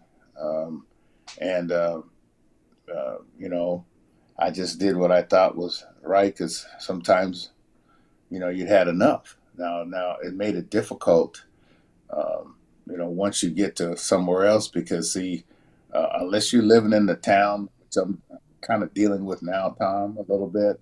Unless you're living in the town where you only have to pack for spring training, that's nothing. Living in a town where you live. But if you live in another town, like I live in Sacramento, well, when you leave for spring training, you got to pack for spring training. Then you got to pack for the season. You got to pack for cold weather in New York. You got to pack for hot weather in Atlanta. You got to take almost everything that you own, and that's a double pack twice a year and unpack twice a year. And I didn't think about that then, but my home base is Sacramento, but it was a lot easier when my home base was San Francisco. But that's something that I chose. And people ask me, hey man, were you fired or this and that? And I always tell them, hey man, my contract expired twice. I was fired for sure in Cincinnati because I had 1 year left on my contract, and then one time I left, and that was a very, very tough decision. But I wasn't that happy, and my wife told me she wasn't gonna watch me be unhappy for too much longer. Did you think in 2003, the way you lost in that league championship series, and you'd been managing a number of years now, who would have thought we're having this conversation and you go another 20? But, Correct. At that time in 2003, I did that series for Fox. And when you reflect back now, how do you remember, what do you remember about that series? Because that town – you've been to a lot of places, Dusty. I have too. I've never seen anything like that city for those games 6 and 7. Yeah, me neither. Well, I just think about, all my boys were on the other side. Buddy Back played for me. He was the pitching coach. I played with Mickey Hatcher and Bobby Mitchell, and Sos was the manager. And, by no means people like, oh, why'd you give Russ the ball? I gave him the ball because he had pitched such an outstanding game, and I thought that he had enough, not because I thought the game was over.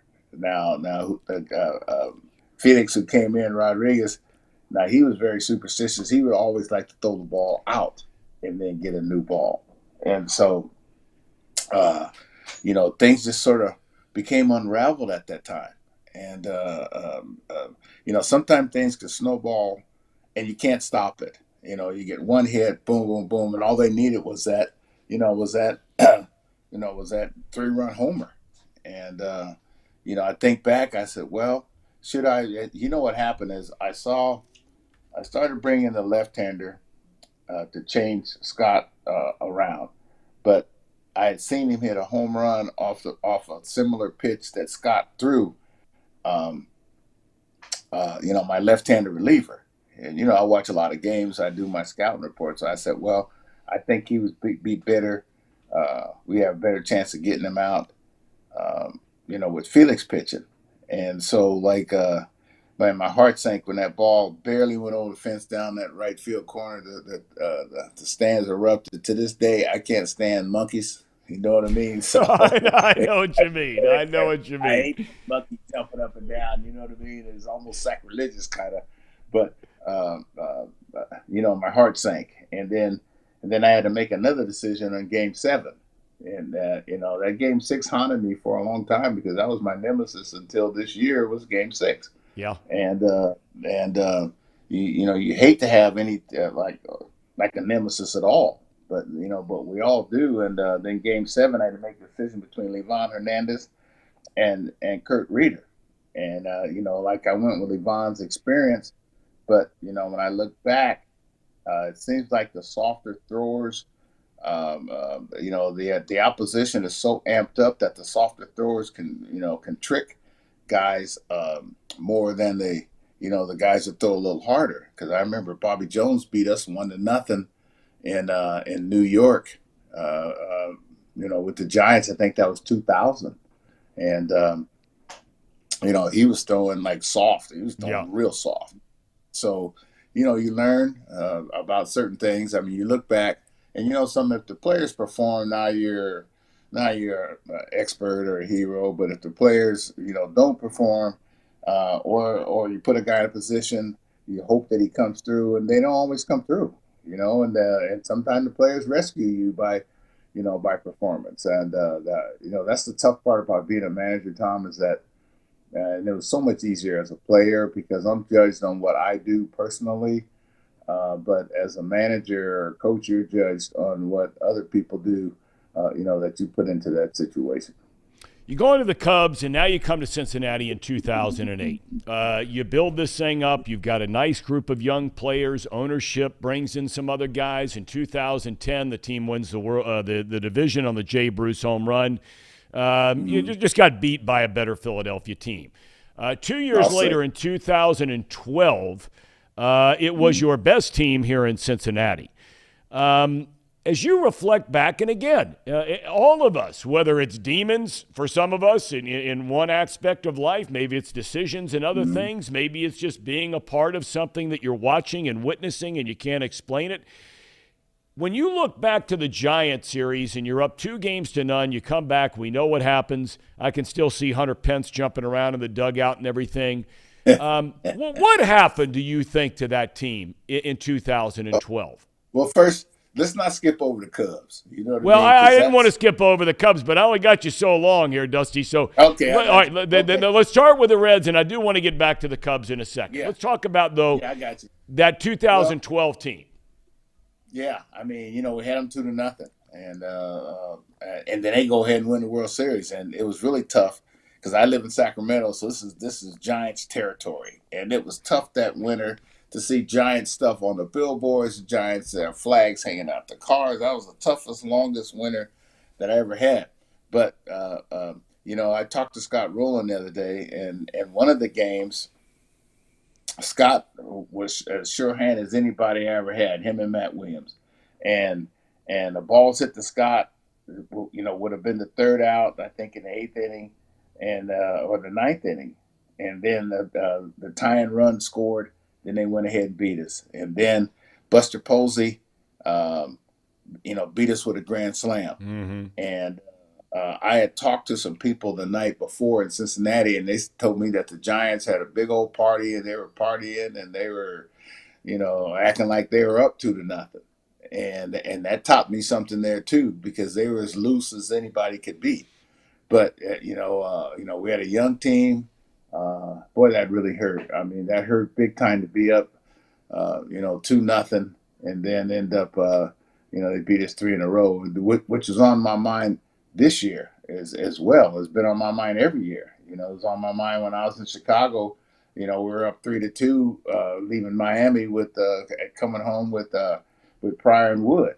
And so, and I remember Pedro Guerrero called me on the phone when I was in Miami. He goes, "Dusty, you got to bury him right now because you let him get off the ground, then anything can happen." And so, these are words that, that I've never forgotten. And actually, this is some of the things that I, reminded my team of this year. But I didn't have to. This is the team that I had this year and last year was a team that I didn't really have to remind that because they had lost a couple of tough series in the past. And so, you hope that you learn from things in life and, perseverance. I was reading this morning, perseverance is the key. And I persevered, but it was taught to me by my dad and my mom at the same time. Back to the Cub thing. I was doing that series for Fox, and much is made of Game 6. You come back home. You just mentioned you're up 3-2. The Marlins get 8 runs in the 8th inning. There's the whole Steve Bartman drama. Yep. I got to ask you. And if you want to talk about that game or that series, that's fine. But I have to say this to you, and I don't think I've ever said this to you before. To me, of all the places you've been, and I might be 1,000% wrong. To me, you never seemed happy in Chicago. Is that an unfair statement? No, it's not unfair. Not unfair at all. Because it just seems like at first the town, the first year the town was seemed like they were for me, and then after that, I never had. Let me put it this way. I was thinking about Hank Aaron. And I got a number of hate calls. I got a number of racial letters. I got a number of things that that really hurt. But I dealt with it because I had been with Hank Aaron. It felt like I was living a part of Hank Aaron's life all over again with him, because I was with him when he was getting those death threats when he was going for Hank Aaron. And see, it's like I felt that the town turned on me. Yeah, I felt that way. Yep. And my wife didn't even want me to go out by myself, because I'd always, somebody'd say a wisecrack or something or whatever. The hate crime division of the FBI came in because I got some white powder that they could have been anthrax. At that time, they were sending these letters around with different things. And then I couldn't figure out why the Tribune company didn't spend any more money. I had like a AAA team out there the last year, and I was like, oh, okay. Then I figured it out finally, because it was similar to when I got traded from the Braves to the Dodgers, where you cut your assets and then you sell the team, and then you make when the Braves were sold to Ted Turner, and traded us all. And we were all trying to figure out why they traded Ron Reed, Ralph Garr, myself, Earl Williams, Tom House. They cleaned house, and it's like, well, why? And then I started thinking back about the Tribune. They didn't put any money back into the club that final year, and then there were guys walking around with the same signs that they were walking around this year for Tony La Russa. I know how he felt when there's Fire Tony or Fire Dusty, and every time I stick my head out of the dugout, I get booed, and it's like, no, I wasn't happy. But hey, man, I really, really wanted to be that first manager to win the World Series there, especially to go back to back, because I went in 2002, and then we had a chance to go in 2003. I mean, that had been historic. And I talked to Jim Hendry. Sometimes just talked to him a couple of years ago. And, if we make a play and turn the double play with bases loaded, the Bartman game, and then people's like, why'd you stick with Pryor and Wood so long? Because I didn't have the bullpen that I have now. You know what I mean? And that was my one, not weakness, but that was an area of not of strength. And our strength was our starting pitching, Zambrano and Wood and Pryor. And boy, I just, I think back, I could have been Joe Madden, at the same time. So, but it was not to be. And I look back and I say, well, if things had gone my way, I probably wouldn't have managed as long as I've managed, that, and I probably wouldn't have hopefully influenced, young men's and women's lives the way that I wanted to. And I remember I told my dad, I said, Dad, I just want to go off and go up in the woods someplace and then, live my life, happily, thereafter. And my dad told me, he said, son, the knowledge and wisdom that's been given to you, and the great players that you've been around and great people that you've been around, that the Lord didn't want you to take that knowledge with you and run away with it, because it's not yours to possess, that it's yours to share with others. And, when I look back, like I said, I look back on things, and things worked out the way they're supposed to work out. Why the departure from Cincinnati? Actually, I didn't want to depart from Cincinnati, but like sometimes I open my mouth, and there's a couple things that I've probably said to Bob Castellini that I shouldn't have said. And, I've learned that, that you don't say certain things to certain people because, you think you're safe because of the amount of money that you're making. But to a rich guy, the amount of money that you're making is probably peanuts to him, really. And so, I said some things, about, we need this or we need that. And then Chris Spire said some things. And then they wanted me to fire Brooke Jacoby. And I said, no, I'm not going to fire him. And they said, hey, man, here's your walking papers. And, I thought I was relatively safe. But, that was a blessing in disguise as well because, I got to marry my daughter. Every time I got fired, Tom, I got to, like one time I got to bury my dad. I was home and, I wouldn't have been home.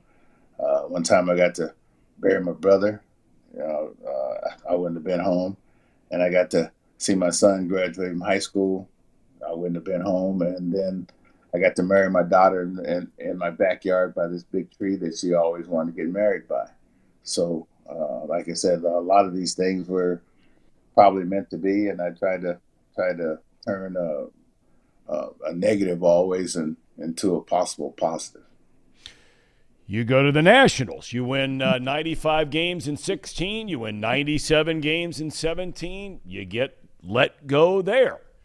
Are you scratching your head? Are you scratching your head at this point, Dusty, in all seriousness, with all of the incredible success, minus winning the whole thing, and we'll get to that in a minute. But when you look at the Giants, the Cubs, the Reds, the Nationals, you take all these franchises to the playoffs, you win 97 games in 17, and you're not back. That's almost impossible to believe. Yeah, well, that was impossible for me to believe. And of all the stops, probably besides San Francisco, I really liked Washington the best. The mixture of races, the cultural things that that are there, the educational component. The White House. I mean, I really liked the diversity of Washington, and they liked me, but I asked for a raise. I asked for more money, and because I thought I was doing the job. At that time, I had lost like probably 40%, of where I was before, and I always believe that hey, if I do the job, even as a player, if I do the job, then I should be paid accordingly. And we never got to the point of negotiation or anything. And then I stayed around for a week. I packed, went to the office every day, waited around to find out, what was going on. And then so I finally said, hey, I'm going home. I came home on a Thursday.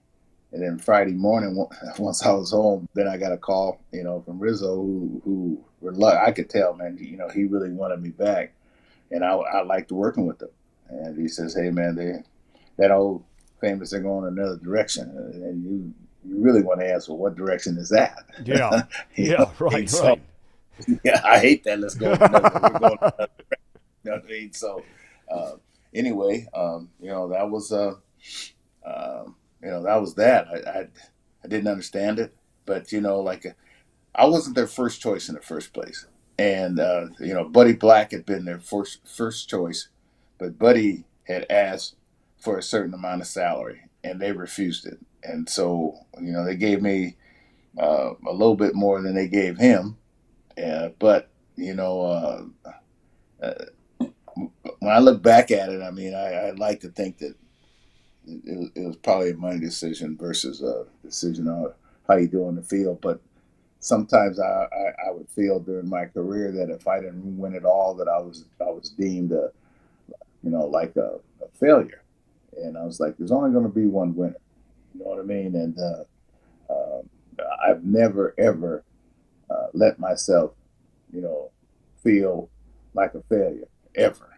I mean, I've gotten down, like my dad used to tell me, it's okay to get down, just don't stay down. And, I've lived that code and, all my life. And so I always said, if I win one, I'm going to win two. And the reason I want to come back next year is because I don't want to be a liar. And I want to win two like Cito Gaston did back to back. Mm-hmm. And, I'm full of goals.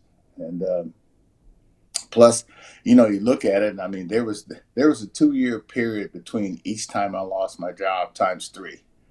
That's a lot of victories and that's a lot of earning power, during that 6 years in there. But again, like I said, I accomplished some things in life and family that I wouldn't have been able to do had I been in the game. So, like sometimes what you want to do and what God wants you to do are two different things. And so I've just learned, hopefully I've learned this lesson that, you better do what the man asks you to do upstairs. You finally win the whole thing this year. I thought, and I thought the way you brought this team through the whole cheating scandal thing, that in and of itself, I thought was just one of the greatest managerial things, lack of a better word, that I've ever seen. You blow through the first 2 rounds of the playoffs. You lose game 1 of the series. You tie it. You fall behind 2-1. You mentioned that you knew that, hey, look, we just got to keep going and keep going. When the final out happens, or maybe it's a sequence of that final half inning or the last couple of innings, you've got to pay attention to the game, but, hey, whether it's the Lord working in mysterious ways or your mind drifting into things, was there something that popped into your head during all that you were thinking about? That here we are and this is going to happen, finally? Mm-hmm. Well, you start counting outs, but, you don't – the game's not won until final out. And, I was just thanking the Lord for bringing me to that point, thinking that, I was actually playing this year for my mom who passed January 31st before the season started. So this year didn't start off very, very good. You know what I mean? Yeah. And, and I was thinking about my brother who passed 3 years ago, and my dad who passed 10 years ago. And, my dad, when I was a kid, I heard him, he was playing pinochle with his buddies. And they used to play like late at night, and I'm using the bathroom, but I'm listening to him. And one guy, I'm the oldest of 5, and my brother was actually a better baseball player than me. And, I was better in football and basketball, but he was a lot better in baseball. And he didn't sign because he wore glasses. They didn't like signing the kids, that wore glasses that their eyesight, was going to get worse. Excuse me, and that, they didn't have contacts back then. And so my dad, this guy was telling my dad, man, Dusty's going to be a good ball player. And my dad says, yeah, but you got to see Rob, man. Rob's going to be the player. so I never let him know that I heard this or anything. But also when I lost in Anaheim, my dad was at the game. And my dad was down and out and sad. And see, back then, the older generation, a lot of times they would use negative motivation as like you can't do this or hey man, you won't do that.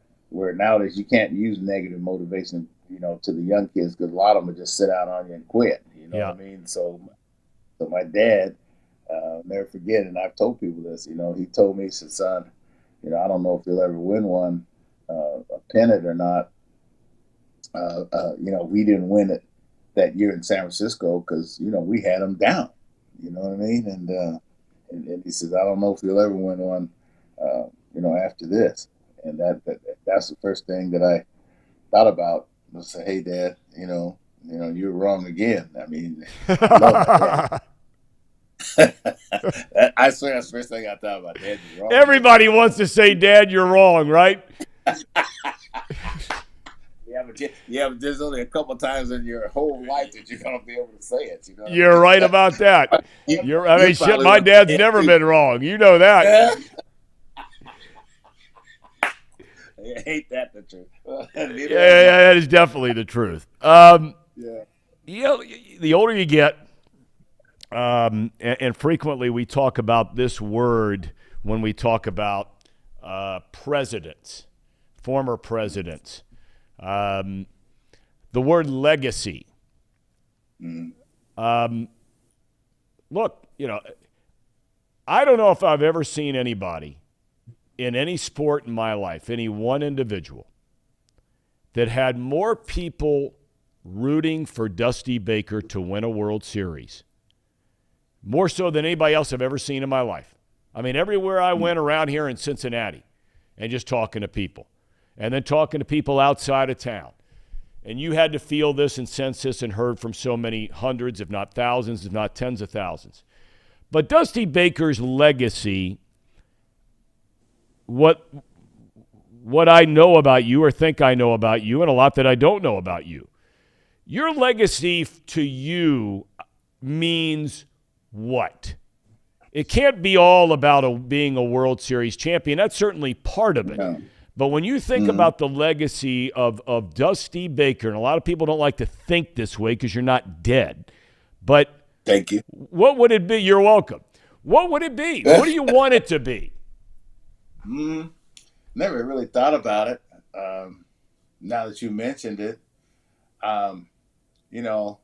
if I hadn't won, I think a lot of people would have lost hope and faith, not in me necessarily, but faith in the right thing happening sometime, for the right person, because there's a lot of people that feel hopeless in this world. And a lot of people that I talk to, they put some of their hope and their strength and their perseverance into you and what you're doing in order to, sort of like a mirror that they're looking into to let them know that they have some hope. You know what I mean? And it's a bad feeling, to feel hopeless. I think that's one of the worst feelings in the world is hopelessness and guilt, and those couple things can just eat you up, which I saw it eat my brother up, who died of manic depression, and one of the saddest situations I've ever seen. But I think that what we did, it now, like I said, hopelessness, it gets rid of that, perseverance, definitely, and also the fact that possibly forgiveness, because I think that the hardest thing in life, one of the hardest things for me to do is forgive. My auntie used to tell me all the time, nephew, you got to forgive. It eats you up.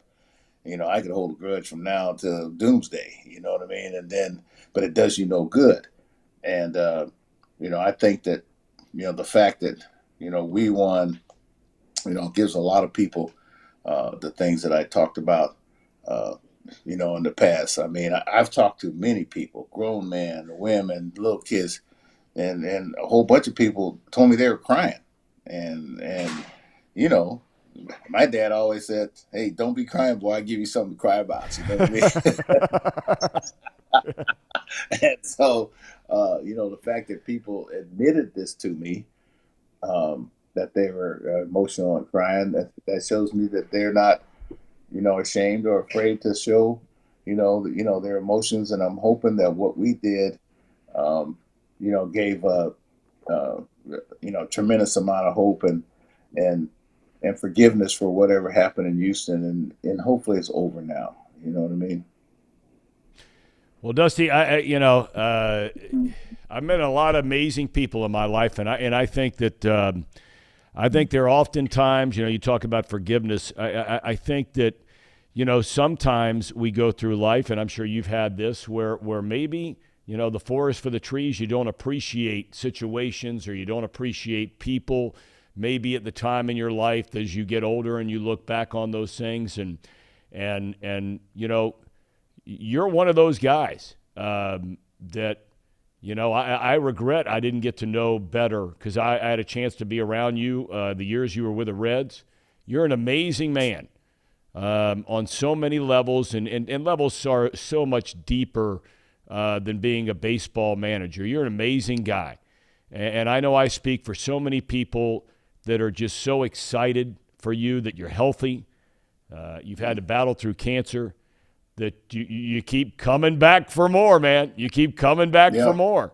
And well, it's getting close time to the end, though. You know what I mean? It's like, well, I don't know if it is or not. I mean, you just keep coming back. I wouldn't say that.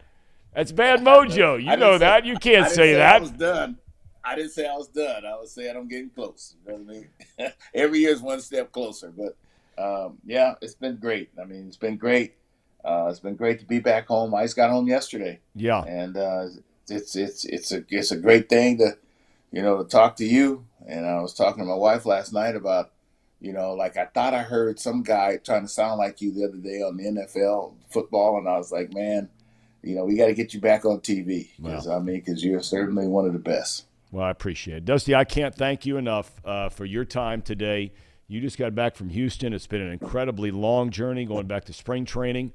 And congratulations, and sincerely from the bottom of my heart, thank you so much for taking the time bright and early out in California this morning to join us. Can't thank you enough. All right. God bless you. God bless you, my friend. Good luck to you, my brother. All right. Thank you, man. Later. All right. Dusty Baker. Doesn't get any better than that. Guy's an amazing dude, man. Amazing dude. And we thank him, and we thank all of you who were tuned in. I don't think we need a cherry on top. That's it, right? Yeah. That's it. That's a cherry on top. Okay, the guys are coming in, right? Momentarily. We'll go to break. We thank Dusty Baker for his time. Man, that dude's an amazing guy. We're back in a minute. At United Dairy Farmers, we've perfected freshness in our family bakery, where we use only the finest ingredients, like thick, high-quality glazes on our signature donuts, before delivering them fresh from bakery to store every day. UDF, made for you. If your AC or furnace is struggling, turn to the experts at Bartell's Heating and Cooling. Their certified technicians get the job done right the first time. And if you need a new unit, Bartell's will give you upfront pricing with no hidden fees.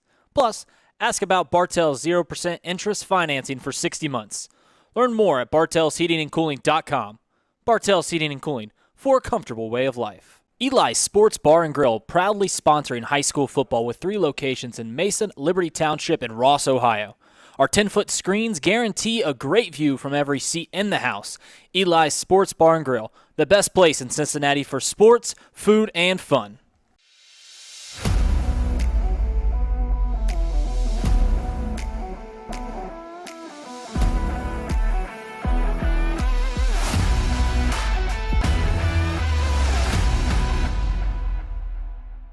Where can you turn when you're in pain?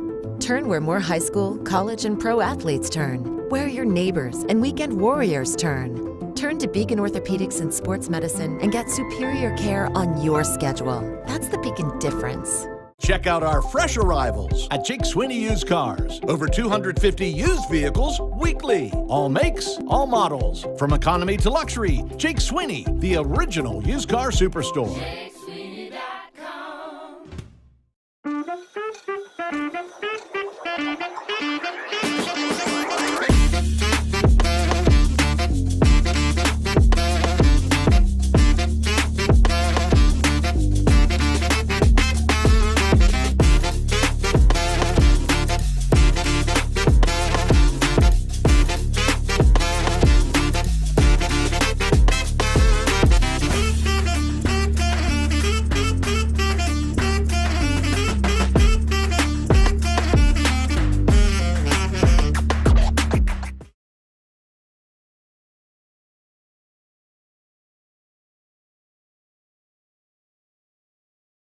Ago.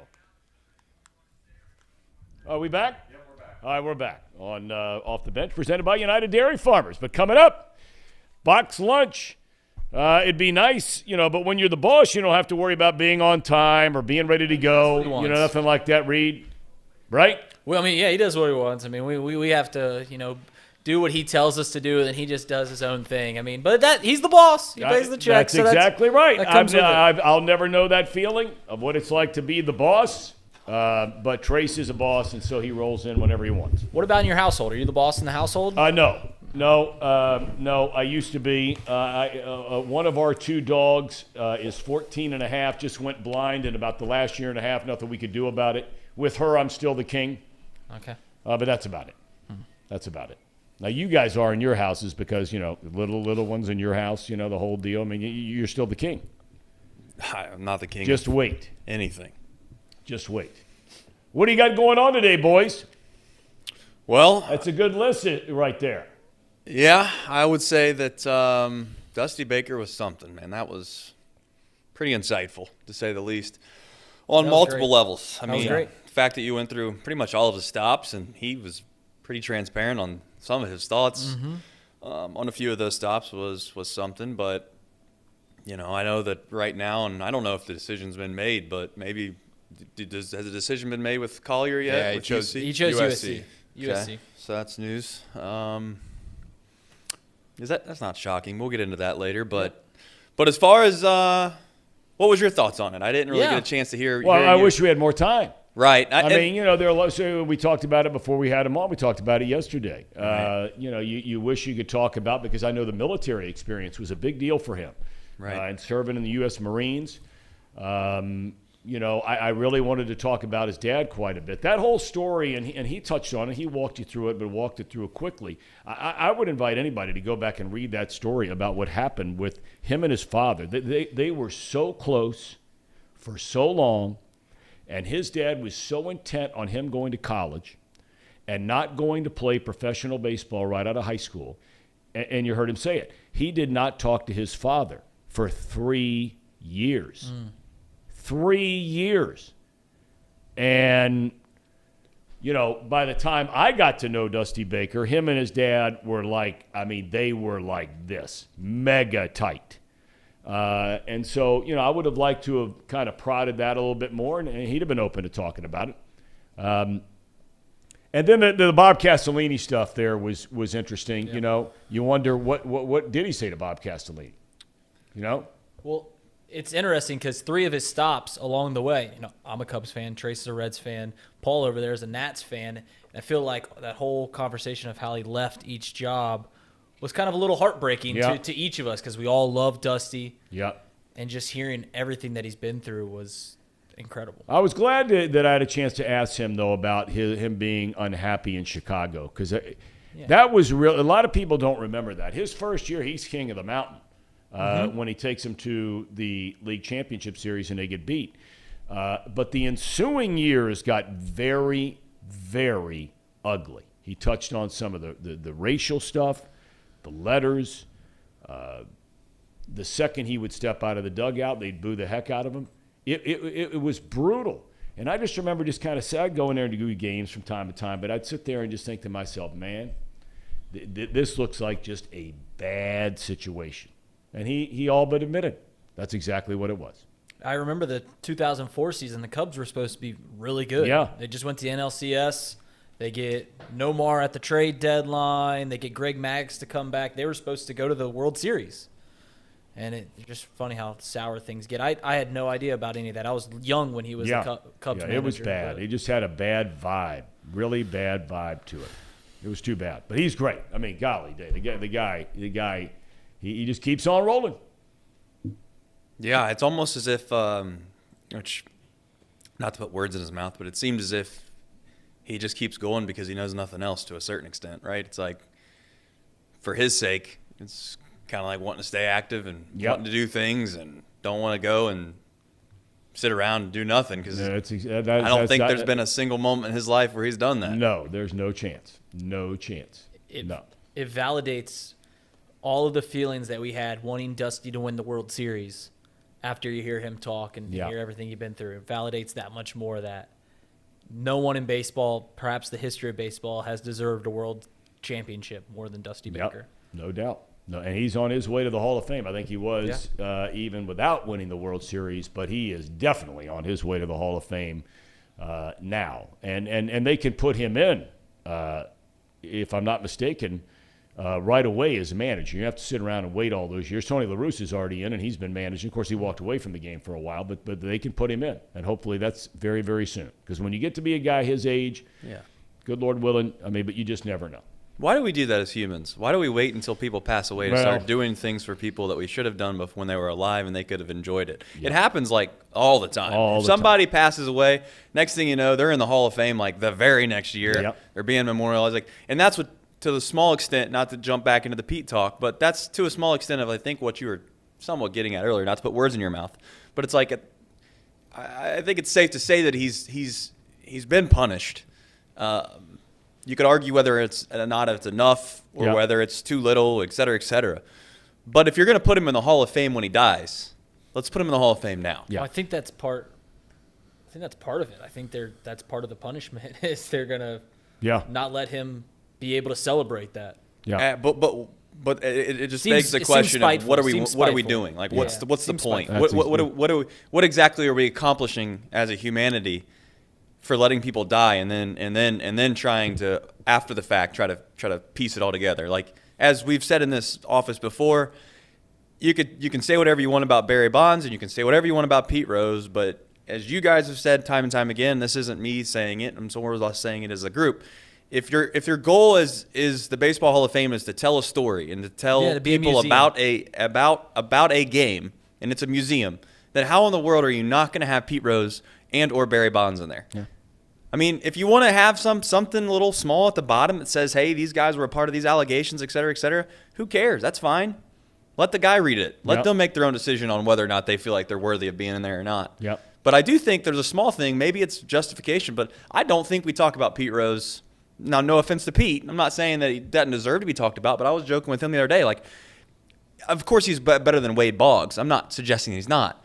But nobody talks about how great Wade Boggs was. This was the chat. So, like, this is almost like the topic that, for his sake, his legacy, in my opinion, has been elevated because of the fact that Major League Baseball has decided not to put him in, and his name gets brought up from time to time because of it. And then people like my son, who's 10 years old, knows about Pete Rose but doesn't know about Wade Boggs.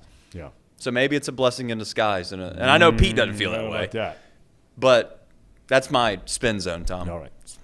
It's time for you guys to have your spin zone for the next hour. That's what we do best. That's right. Spin it around. Gentlemen, box lunch. Take it away. We're going to put your boy Justin Fields on trial here in a little bit. Go ahead. Yeah. Go ahead. Certainly will. I like to hear Reed's argument with the Justin Fields take, but I'm looking forward to that. First on the list, though, is Dusty. It's Dusty. I mean, I don't want to spend too much time on the Dusty thing because I think we just kind of chatted about it around the horn a little bit, but speculating, I don't know if it's always the best thing to do in life, but I do think that it's fun to speculate on what exactly he said to Bob. There's only one thing that you could possibly say to a guy that he shouldn't have said, in my opinion, and that is telling the guy that he has no clue what he's talking about or no clue what he's doing. Like, if you're Dusty Baker and you've been in baseball as long as you had and you have the experiences you have and you're asking for things that are going to help you on the field, and one of them he brought up, he said he wanted to fire Brooks Jacoby, right? He probably looked at Castellini and was like, what exactly is that going to do? Or, he's going to bat with him, and there's this little spat, and I'm sure Dusty said something along the lines of, and again, I'm speculating, let me be clear here, he probably told Bob he has no idea what the hell he's talking about. And when you tell a guy that's wealthy like that, when you tell a guy that's wealthy and had success, they have egos too. And guess what? He's probably like, hey, I'm the one that signs your checks. I ain't signing them anymore. That has to be what it was. Yeah, Does anybody think that that's not what happened? As a fun little speculative game we can play here. It'd be wish we had a fly on the wall there. What do you got, Casey? Yeah, I mean, Trace's argument seems like the story. If we want to create the story of what actually happened, it makes sense. Bob Castellini, he's an arrogant guy. So if you tell him that he doesn't know what he's doing, he's gonna just backtrack, or just look at the whole thing that happened this year. He doubled down. Yeah, you're talking about Phil. That's Phil, his son. That's Phil, his son. To be fair to you, but Castellini family. Yeah, sure. Apple usually doesn't fall far from the tree, as they say. So I'll give you some credit there.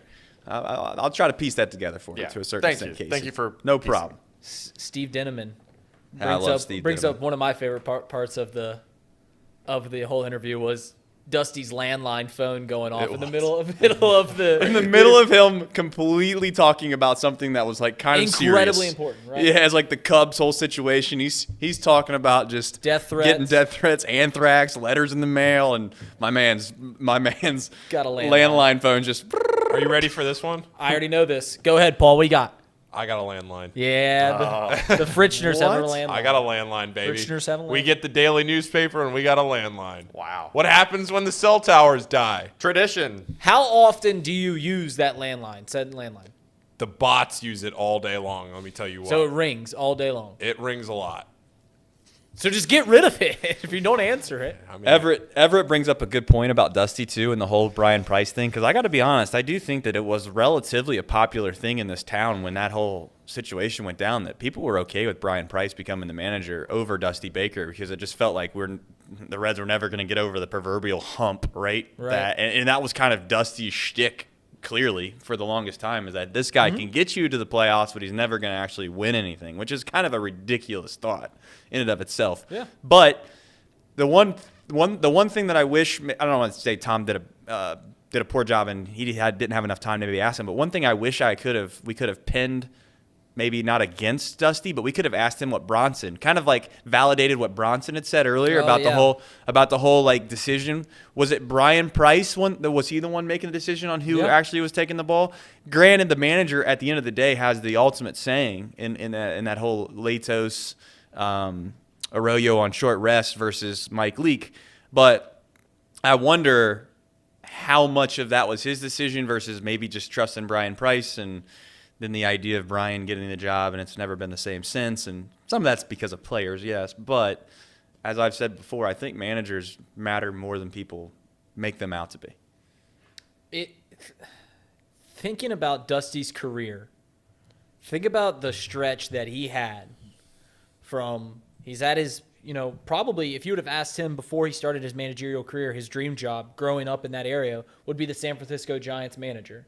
He gets to the World Series. Game 7 falls apart in Game 7.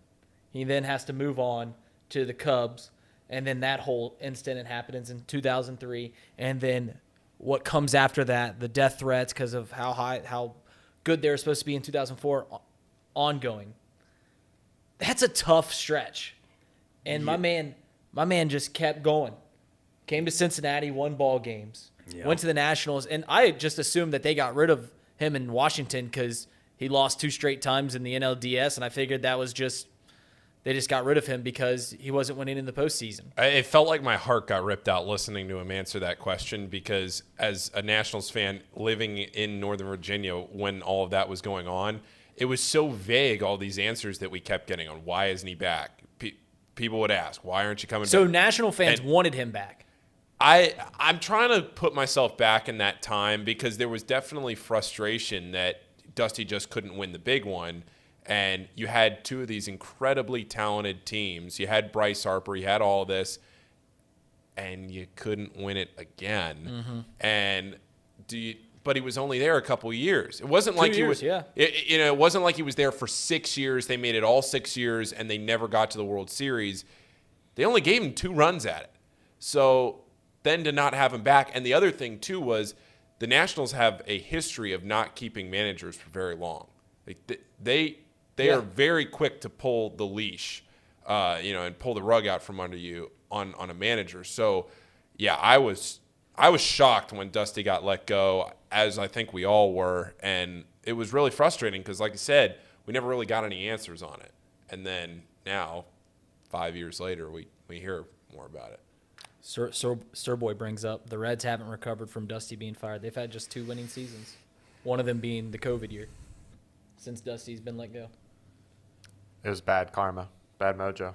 Well, I mean, defending not the ownership group, not trying to do that, but I'm not going to sit here and play coy and act like like I wasn't one of the folks that started thinking that maybe it was time to move on, because at the time you had Brian Price, who was supposedly, and at the time you thought arguably maybe one of the best pitching coaches and one of the best baseball minds, as they used to say one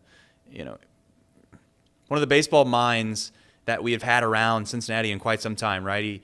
He comes in, and he was up for all these different managerial jobs. So it's like, okay, he's probably going to leave if he doesn't get elevated. Yeah. And Dusty struggled to get over that hump, and Dusty probably went in there and said some things that pissed off Castellini's ego, and that was the end of it. And I will say that it's been clearly not just downhill since, but it's been just a lack of what I would call talent as well. I mean, I'm not trying to sit here and act like the teams that Dusty had are the same teams that Brian Price has had, because we all know that's not the case. So I don't know. It's just crazy that a man who went to that many stops, had that much success, and always found a way to get let go in circumstances in which seems unfair.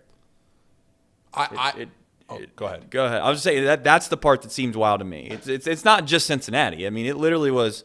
It was San Fran, and then the Cubs situation happened, and then you go to Cincinnati, and then you go to the Nats, and the Nats happened, and he finally, obviously, at the most, probably what's I don't know, what's poetic justice or whatever term you want to use. Yeah. It's kind of weird he went to the team that everybody hated. Yeah. And found a way to win at that place. I was not here in Cincinnati when Brian Price, when all that happened. Can you guys, we don't need to spend forever on it, but no. What was the mood around the city that? It was that he couldn't win. He couldn't get him over the hump. Yeah, but I mean, I guess the momentum for Brian Price was. Oh, I don't remember that. Yeah, that's what I don't remember. I think, and that chat, correct me if I'm wrong. And again, we're talking 10 years ago, and my brain can barely remember stuff that happened last week from time to time. I think that at the time, Brian Price was a name in baseball, not just Cincinnati, but in baseball that was, hey, this guy's a very, very well-spoken, intellectual guy. When he gets in front of the camera, quite frankly, he's very charming, and he seemed as if he knew what he was talking about significantly. Mm-hmm. And it's like, this guy, maybe the next big manager or the next great baseball mind. And I feel like he was maybe even interviewing or up for a few managerial jobs. And it just was like what everyone else feels about Dusty to a certain extent at certain times that he's been at every stop, where it's just like, man, we win. It's great. But when it comes time to the playoffs, we always stub our toe. We can't get over that hump. Shaq can correct me if I'm wrong, but I don't think that Brian Price was somebody. I bet if you polled Cincinnati, it might have been 50-50 or maybe 60-40 that they were happy Brian Price got the job. There was a contingent that wanted Barry Larkin, if you remember, after Dusty.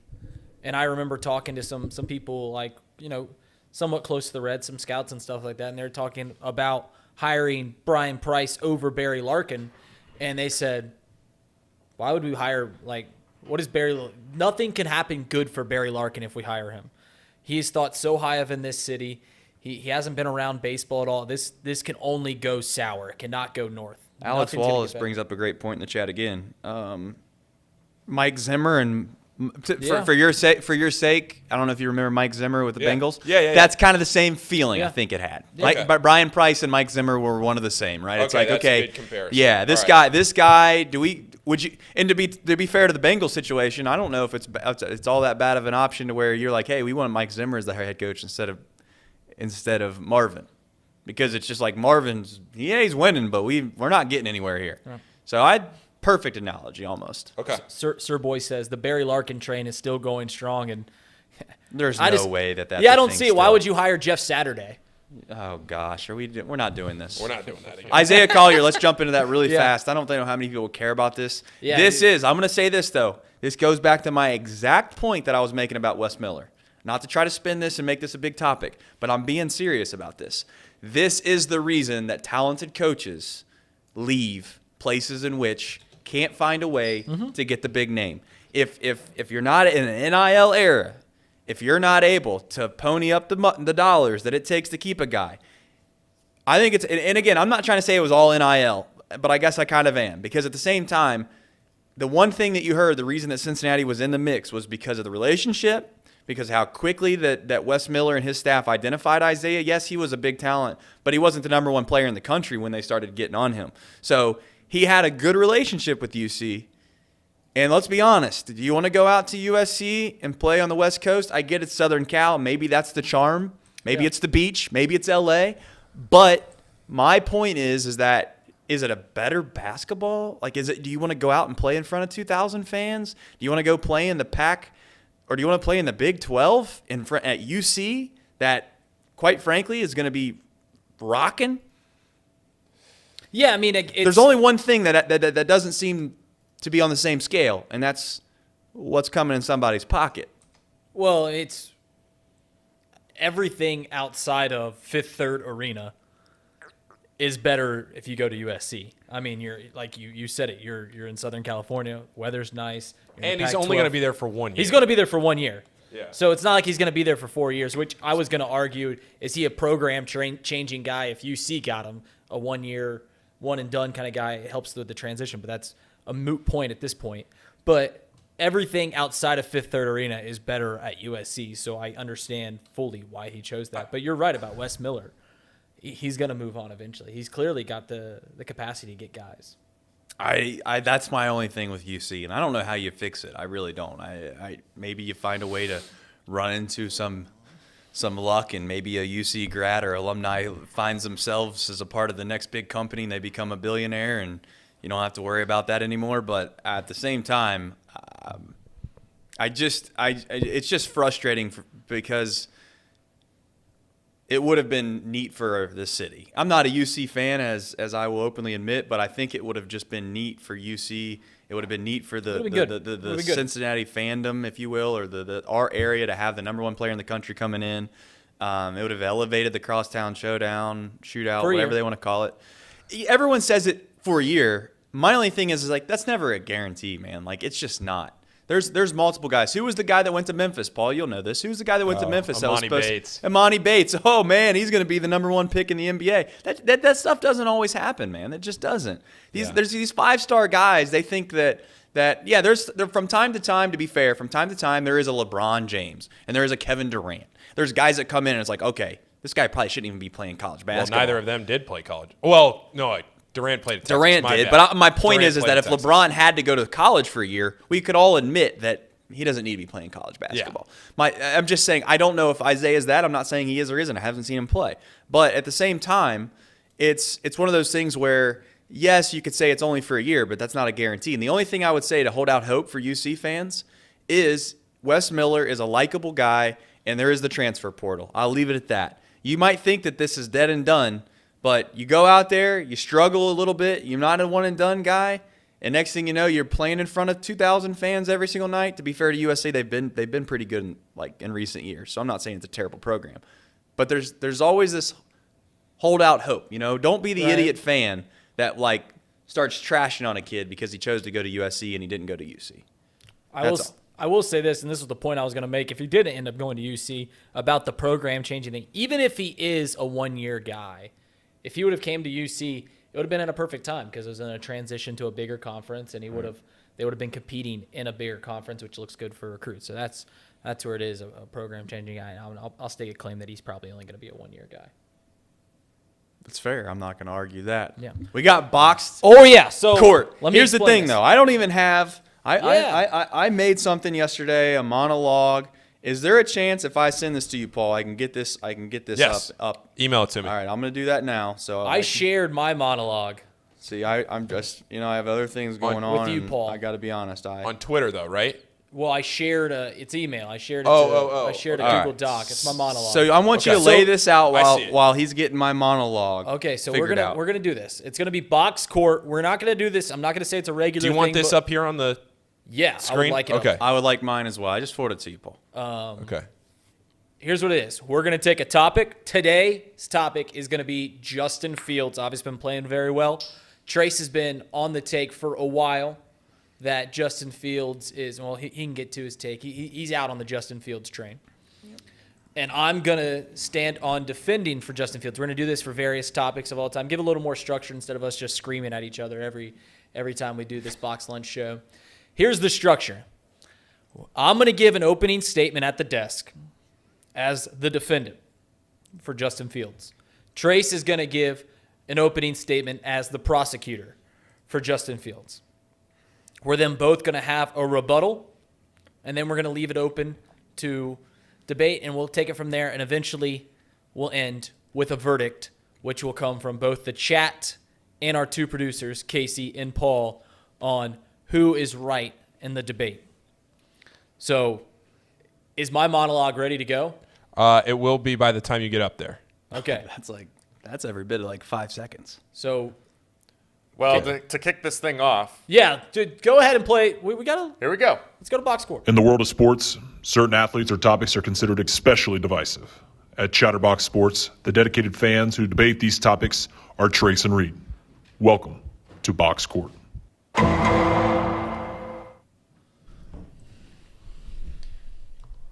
right. Casey, Paul, thank you for letting me take the stand.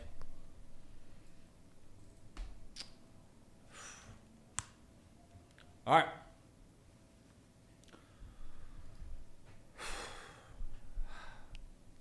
Casey, Paul, Prosecutor Trace, Sir Boy Wonder, Boom Shakalaka, Leif Erikson, Jolly Jolly, to the thousands in attendance and the millions watching at home.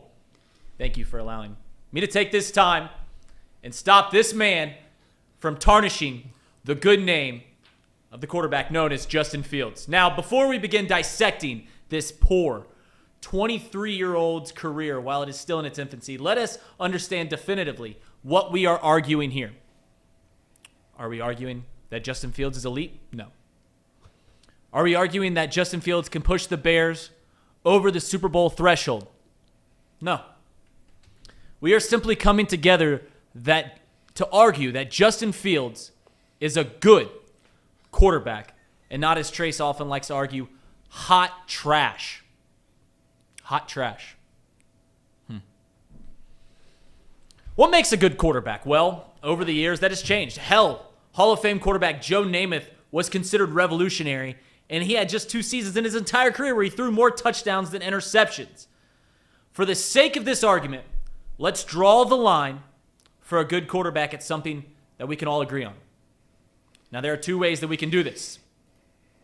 Option 1, we can craft a definition that is universal in agreement and then determine if Justin Fields align in said definition. And option 2, we draw comparisons to quarterbacks that are universally described as good.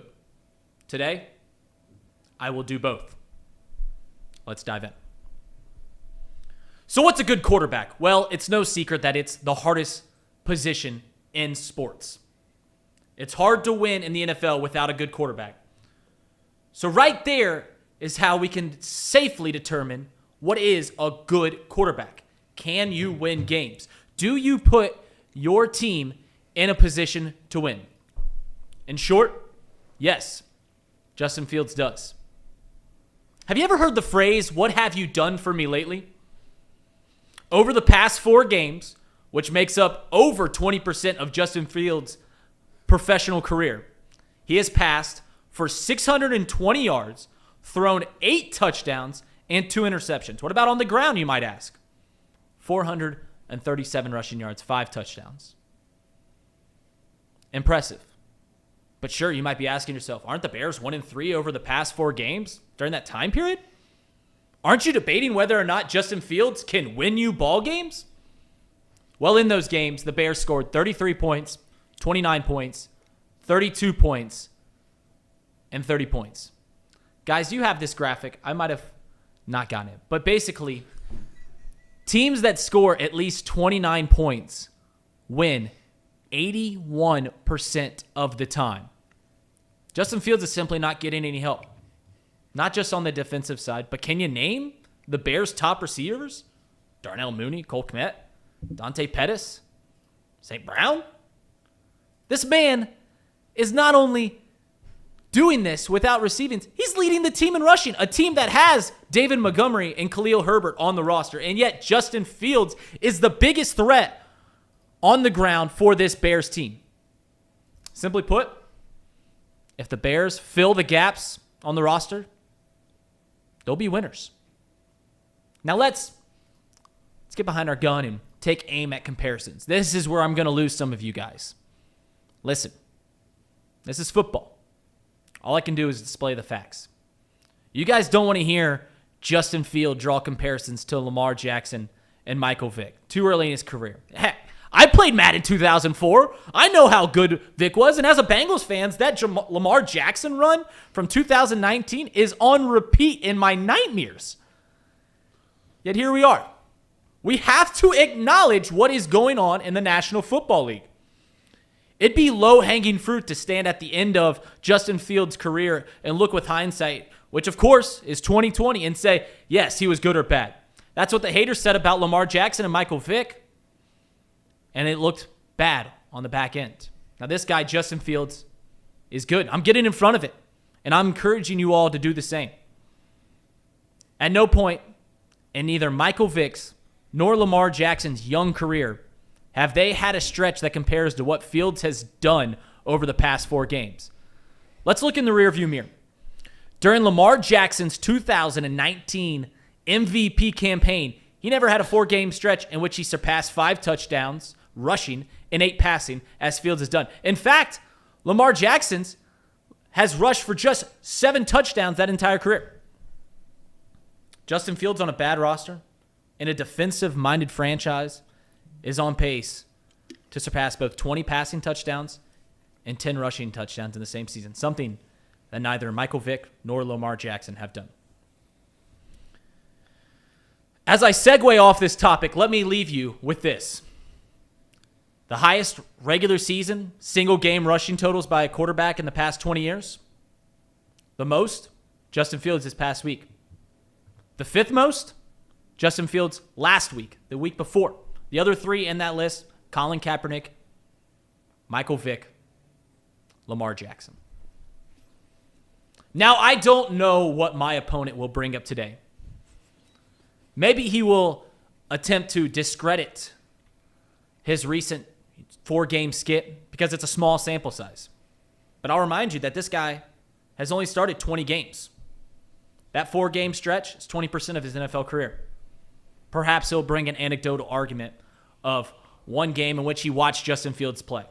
You know, I can't speak to what the prosecutor, Trace Fowler, will bring to the table today. But let me tell you this. Let me bring up this fact. What are Trace's 2 largest fandoms? The Green Bay Packers and the Georgia Bulldogs. Justin Fields, of course, left Georgia and defected to Ohio State, which Trace is a native of this area. He knows what Ohio State fans can be.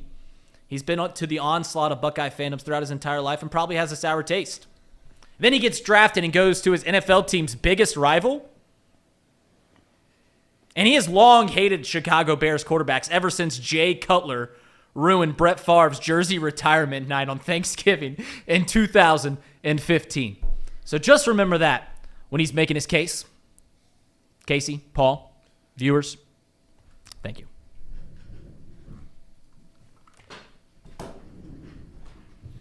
Let us have the prosecutor take the stage, please. Yeah, try to beat that.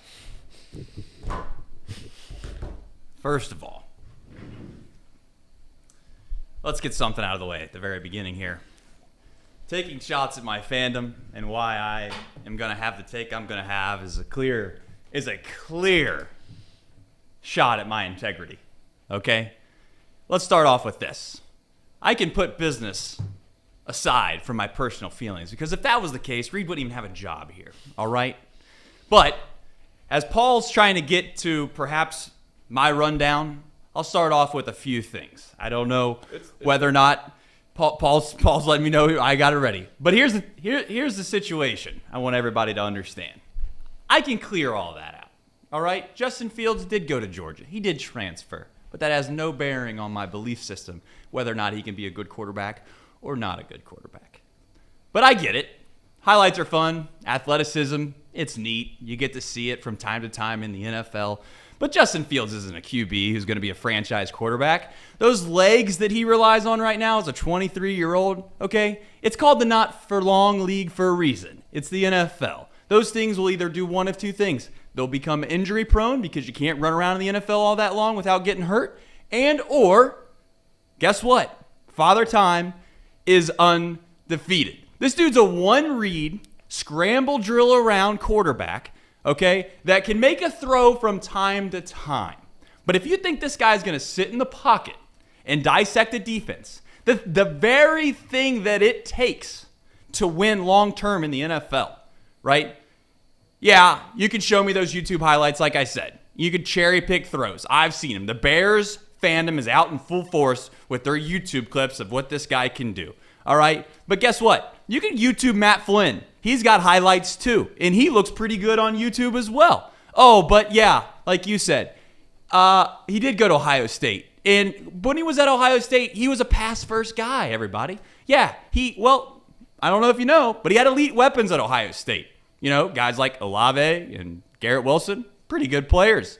Especially when you factor in the idea that he's going against the likes of Indiana and Rutgers and Maryland and Nebraska and Mac School A every year and Mac School B. You know, fill in the blanks because you're going to have 2 of those every year. What happened is this year, when he had to play in the NFL-type talent, the year that he had his best year at Ohio State, he had to go against one defense that was relatively talented in Alabama.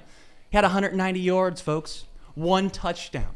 Well, you might hear about, oh, you didn't think I was going to bring it up. I wanted to smooth past the last 5 weeks. Okay, the last five weeks, he's been killing it, everybody.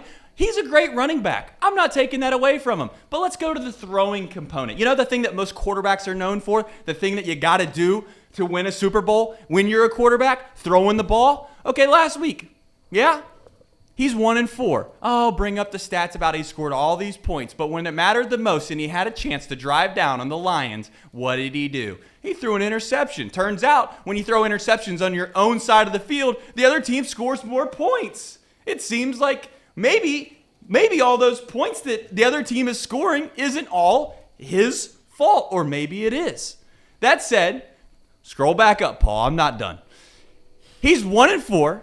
He's 73 and 119. 73 completions, 119 attempts, 61%, a 96 QBR, the highest he's had in his career. Killing it. For reference, folks, Jacoby Brissett, the last 5 weeks, 1-4, 103 for 163, 63% with a 93 QBR.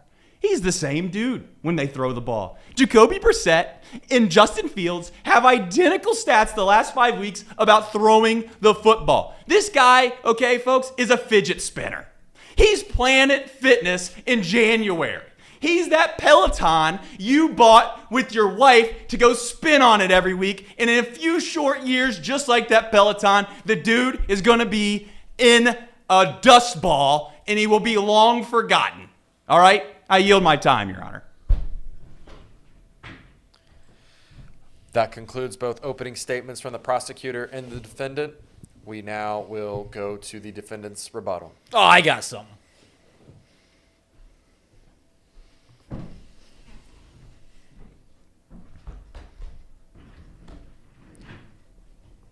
Defendant.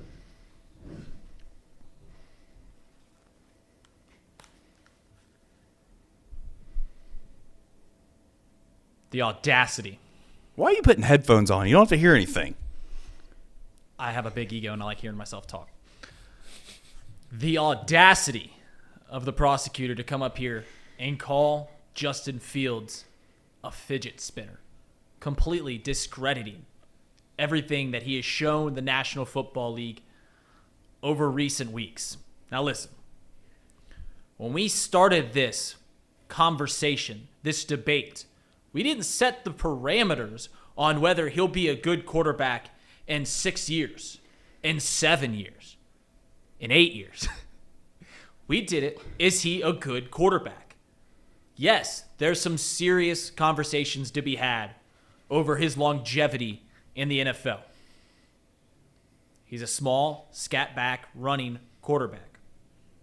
Doesn't hold up. But right now, he's good. And he's going to be good for the next few years. It's the Bears' responsibility to put guys around him, as he so eloquently mentioned, like the elite passers that he had at Ohio State, so he could open up the passing game as well. And Trace brought up Jacoby Brissett's stats over the past 5 weeks in comparison to Justin Fields. Did you notice that they were all passing stats? He keeps alluding to the fact that Justin Fields, you know, he doesn't throw it as well as other quarterbacks in the league. Listen, a quarterback's job isn't to throw the ball. A quarterback's job is to score, to get his team in the end zone. And no one's doing it better over the past few weeks than Justin Fields. 1-4, sure.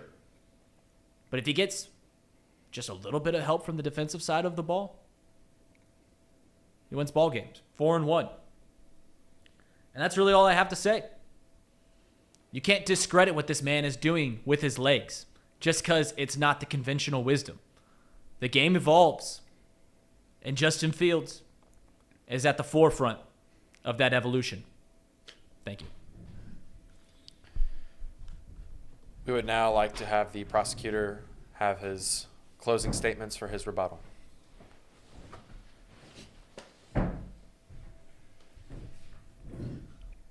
Like an intelligent person, I'm not going to put headphones on when there's nothing to listen to. So we'll start off by saying, I'd like for you to consider the person that you're listening to on the forefront of that conversation of whether or not they're relatively intelligent when they put headphones on when there's literally nothing to hear. Having said all that, you know what's beautiful about this whole thing? Is that this guy just walked up here and had the audacity to say the quarterback's job is not to throw the football. Do you remember the Wildcat in the NFL, everybody? You remember when they had that audacity to put that thing in the backfield of just having a running back there? And it worked for a couple weeks. It worked for a few weeks. And then all of a sudden, like the NFL, like it always does, everybody, they figure it out. They find the schematic that can defeat it. And if you think this guy that's going to run around with his pure athleticism, and that's pretty much the one thing that everybody that has Justin Fields is the top of their list, they bring up how athletic he is. They bring about how he can outrun guys and he can spin around there and oftentimes looks great when he does it. But do we think that's going to last? You tell me. When was the last time a guy like Justin Fields won it all? Because that's what we're here for. That's ultimately what you're trying to do in the NFL. You're trying to win it all. Ask Bengal fans. If you don't win it all, are you happy?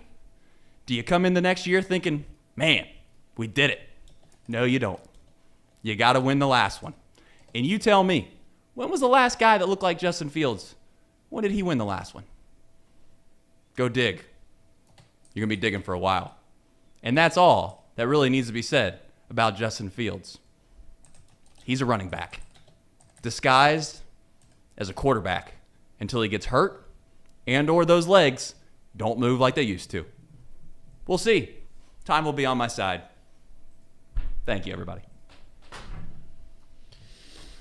That concludes both statements from the prosecutor and defendant.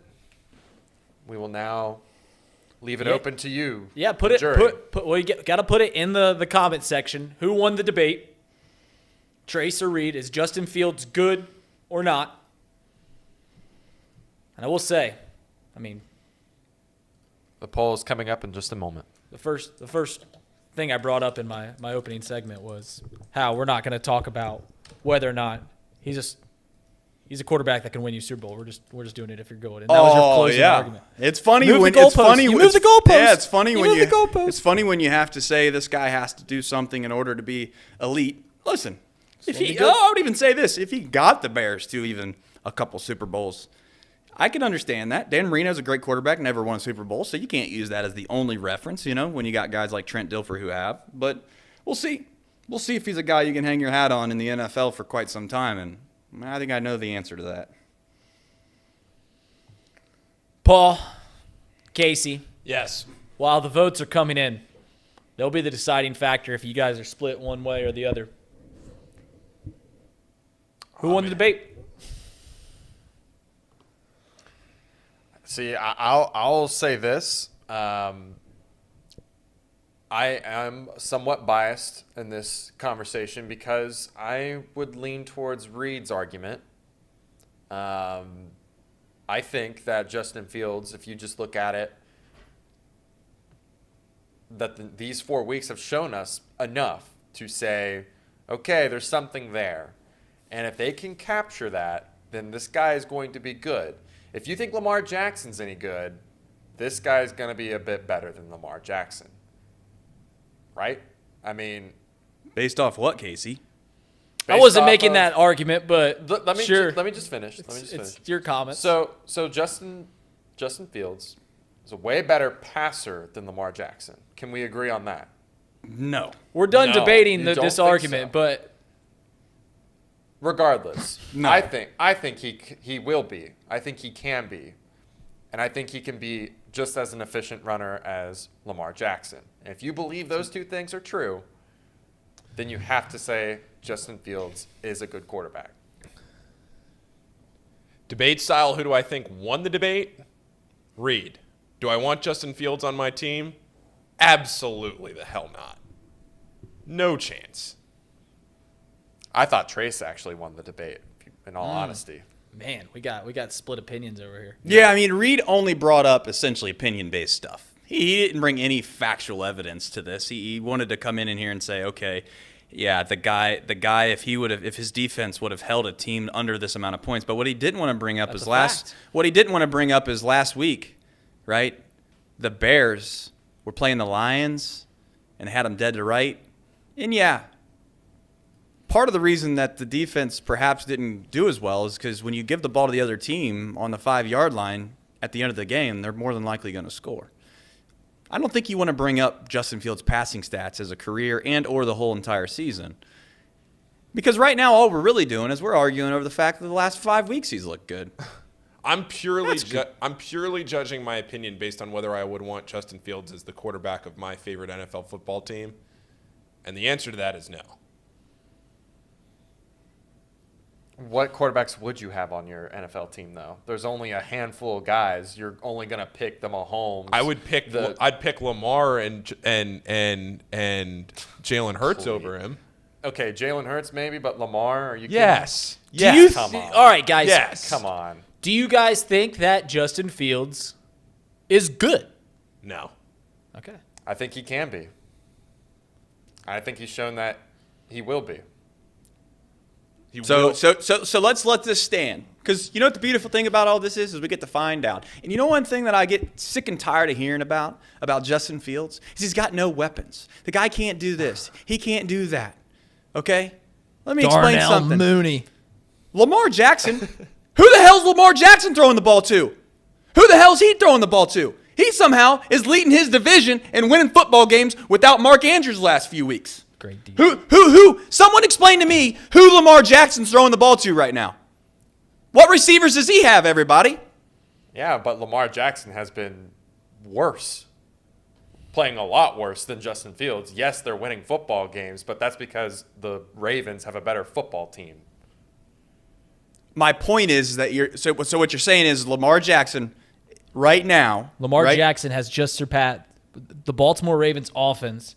Let me ask you this. Scored more than 20. Casey, I want to hear this. 4 points. I want to hear this straight out of your mouth. Is Justin Fields better than Lamar Jackson right now? If you put Justin Fields on why am I stuck in right now? The Ravens. Yeah. Are the Ravens going to play? Are they going to be better throughout the rest of the year? Go ahead, say it. I want to hear it. I want to hear you say Justin Fields is better than Lamar Jackson because that's exactly what you're trying to say right now. No, I'm saying he will be. I'm not saying he is not right now, but I think he will be. That's what I'm arguing. We're not here to argue if he's better than Lamar Jackson. We're here to argue if he's good. Yeah. And I'm just saying. And he's good.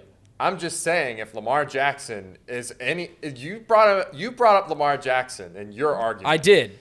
I'm just comparing him directly to Justin Fields. He's Justin Fields a better runner, not as good of a passer. No. Lamar Jackson is the better runner.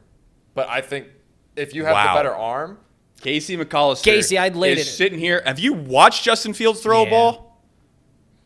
Yes. Not the highlights, not the YouTubes, not the Twitter stuff. I'm talking about literally watching a football game. Have you seen Lamar Jackson throw a football? Yeah. Because he overthrows guys all the time, just like Justin Fields. I've seen him carve guys up, is what I've seen. Really? Well, we'll see what happens. I look forward to it. I know I've never been more confident in something in my life. Then what? Then Justin Fields is not that dude. He's just not. Oh. I mean, you might sit here and argue about how this, that, and the other. The one thing that's really disappointing, that's going to be disappointing, is he's going to get excuses. Everyone's going to make excuses for the guy. It's always going to be someone else's fault. It's someone else's fault that he throws the ball right to the other team. He's got a bad line. Well, when I'm watching his YouTube highlights, he's got a lot of time in that pocket. It's looking pretty good. Yeah, when you hold the ball for 9 to 10 seconds, guess what? You get sacked. Ask Joe Burrow. Sometimes it's not the line's fault when you hold on to the ball forever. And guess what? When you have a one-read type option, when you sit there and you look down one receiver, and when your receiver's not there, and you pull the ball down to go run immediately, you're probably going to get sacked. That's what's going to happen. This is totally off topic. Yeah, what's up? Have you heard of the Mojo app? The sports market app. No. It's like stocks for It's players. like stocks for players. I'm going to tell you right now. The roof. Justin Fields, I haven't looked at it, but I would be buying his stock right now. You won't lose a lot of money because he's so low, but the advantage there. That seems like a Ponzi scheme if I've ever heard one. By the way, Casey. Yeah. I just can't believe the Lamar Jackson hate in this chat. I can't believe the Lamar Jackson hate in here. And you know what's going to be really, really sad is when Lamar Jackson takes his happy ass, wins the division that you guys are a part of, and then does well. What's he got to do in the playoffs? Lamar Jackson, you want to hear something kind of funny? Lamar Jackson might win more NFL playoff games, right, this year than Justin Fields will in the next 5. It's not a bold take. How is that not a bold take when you're playing in a division where Aaron Rodgers is pretty much on the way out, Jared Goff's the quarterback, and you got Kirk Cousins and the other thing, and you guys are sitting here talking to me about how this guy is going to be the next great quarterback? So he's good. Good is good. I mean, let's define good then. Let's define good. I tried to do that. Can you win ball games? I think Justin Fields can win ball games. Will win ball games. By the way, Casey. Yes. Cool. I mean, we're not going to get anywhere on this topic, but the beautiful thing is they get to keep playing. Justin Fields. You mentioned how Lamar Jackson's a better rusher than Justin Fields. Justin Fields has already scored more rushing touchdowns this Real year. Spirit Cat is my kind of guy. This year than Lamar's ever done in an entire season, and he's on pace to have more rushing yards. No, I get that. I understand where you're coming from this season, but he just started running the same scheme Lamar did, and when teams start to play the Bears like they do the Ravens, you're going to see better throws from Justin Fields than you will Lamar Jackson. I guarantee you that. Okay. I But basically, guarantee you that. you know what's awesome? I love this. I won the debate because, I mean, that's what the chat says. Right. We got a split decision. You didn't have at the any table. advantages. No advantages. 2 to 3. 2 to 1, I mean. Yeah. 66.67% of the verdict. So, I mean, I'm 1-0 in box score. Casey, play that clip. Can you get that Can you get that up again? Yeah. Actually, I might have had a disclaimer. In the world of sports, certain athletes or topics are considered especially divisive. At Chatterbox Sports, the dedicated fans who debate these topics are Trace and Reed. Welcome to Box Court. That was fun. It was fun. It was enjoyable. Like I said before, I didn't expect to probably win because you got a bunch of Ohio State stands, and you got guys that are going to vote for that just based off the fact that they like Justin Fields. There's that Ohio State hater coming out from that Georgia, Southern Ohio resident. All right, where are we going to lunch? What's on the wheel? Yeah, good question. Good question. Casey, do you want to try to spin the wheel live? I didn't even use Chat, it. do we do this every Wednesday? I mean, this is a Wednesday thing, or what do we continue to do here? Was this? I guess my question is, and you don't need to be like, you can be Yeah, do you want to genuinely see us honest. regularly? Do you like this once a week? Is that something we do? Put somebody on the trial stand every week? I think we should be doing it once a week. I think it's great. Just saying. But the only problem I have here, the only thing I foresee happening is I really, again, there's probably going to be some topics that I have to take the opposite stance on of what I actually believe. Now that the debate's over, it's all done. Do you believe that Justin Fields is going to be a dude? I think that he will be a good quarterback for the coming years. I think when you say I think he'll make the how many years? I think he'll make 4 to 5 years. I think he'll be. Man. I think the Bears will make the postseason within Justin Fields' rookie contract. I love it. This guy's a QB1. He's QB1 up in Chicago. They think this dude is going to be the next great quarterback in the National Football League. And this guy who had the audacity to stand up there, and now he's saying 5 years. 5 years, man. Guys, we got to throw Jocko's on the wheel. It's been suggested every week. Be a dude means he's a guy that you win because of. That's what I mean. He's a guy that when your roster isn't as good as everyone else's roster, he's literally carrying you. Hang on. I got a question for you, Trace. Do you think Justin Fields is anywhere close in the last 4 weeks? They've all been really close games, right? He's played in close games. Do you think they're in it with or without Justin Fields? They've already proven that they can win with him. Last year was proof of that. So Andy Dalton came in. I don't know if you know this. No one. Here's the funny thing about Justin Fields. You can't talk about him when he plays like shit because he's young and he's inexperienced. But when he goes out the last 5 weeks and runs around like hell, then everybody's a champion of the guy. He's going to be the next QB1. So you can't bring up nothing on Justin Fields because it's everyone else's fault. It's his receiver's fault. It's his line's fault. They got a bad team. He's too young. The list goes on with this guy. But let me bring up the fact that last year, the Bears were competitive in a lot of football games, right? And it just so happens that when they take this dude out of the football game and they put Andy Dalton in, they start winning football games last year. No one wants to bring that up. Maybe it's just because he's not that guy. He's not a guy that consistently can play well. Well, I mean, he's a roller coaster type dude. He's going to go up, and then next thing you know, you're going to be right back down. And I don't like those kind of guys. I like guys that you can rely on that aren't going to go and turn the ball over 3 times, that aren't going to run around in a scramble drill and lose you 15 yards because he thinks he's basically Mike Vick 2.0 when he's not even close to that. So we'll see what happens with him. But that's how. I mean, you've already heard my take on it. It is what it is. This was fun, Trace. Oh, I like it. I mean, I think that Justin Fields is a dynamic running back. He's an incredible athlete. So is Lamar Jackson. Dynamic running back. What's on the list? I'm hungry. I mean, we've beat that horse. We'll see what happens. Oh, we didn't do burgers yesterday, so we throw Burger King on there. Throw Burger King on there. You don't have the audacity to put no lunch on there again, do you? Put no lunch on there. Oh, why? There's no jinxes, Paul. It's true. No, you're right. You're right. It won't land on it. Okay. What else? The chat is Did you get Jocko's on there? Yeah, we did. Okay. Sean's bragging. Go taco place. Sean's in the chat bragging about how Justin Fields only turned the ball over 7 times in the last 10 games.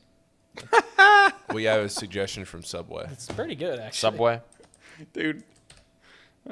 That's pretty good. Taco what? He's turned the ball over 7 times in Taco 10 place. games. What about Rib City? That's good. Come on, man. 7 times in 10 games? Is Rib City good. open? Yes. All right. Yeah, Rib City. That's good. Okay. All right. Yes. Okay. Any others? Rib City, Subway, Taco Place, No Lunch, Jocko's, and Burger King. Can I put Firehouse subs on there?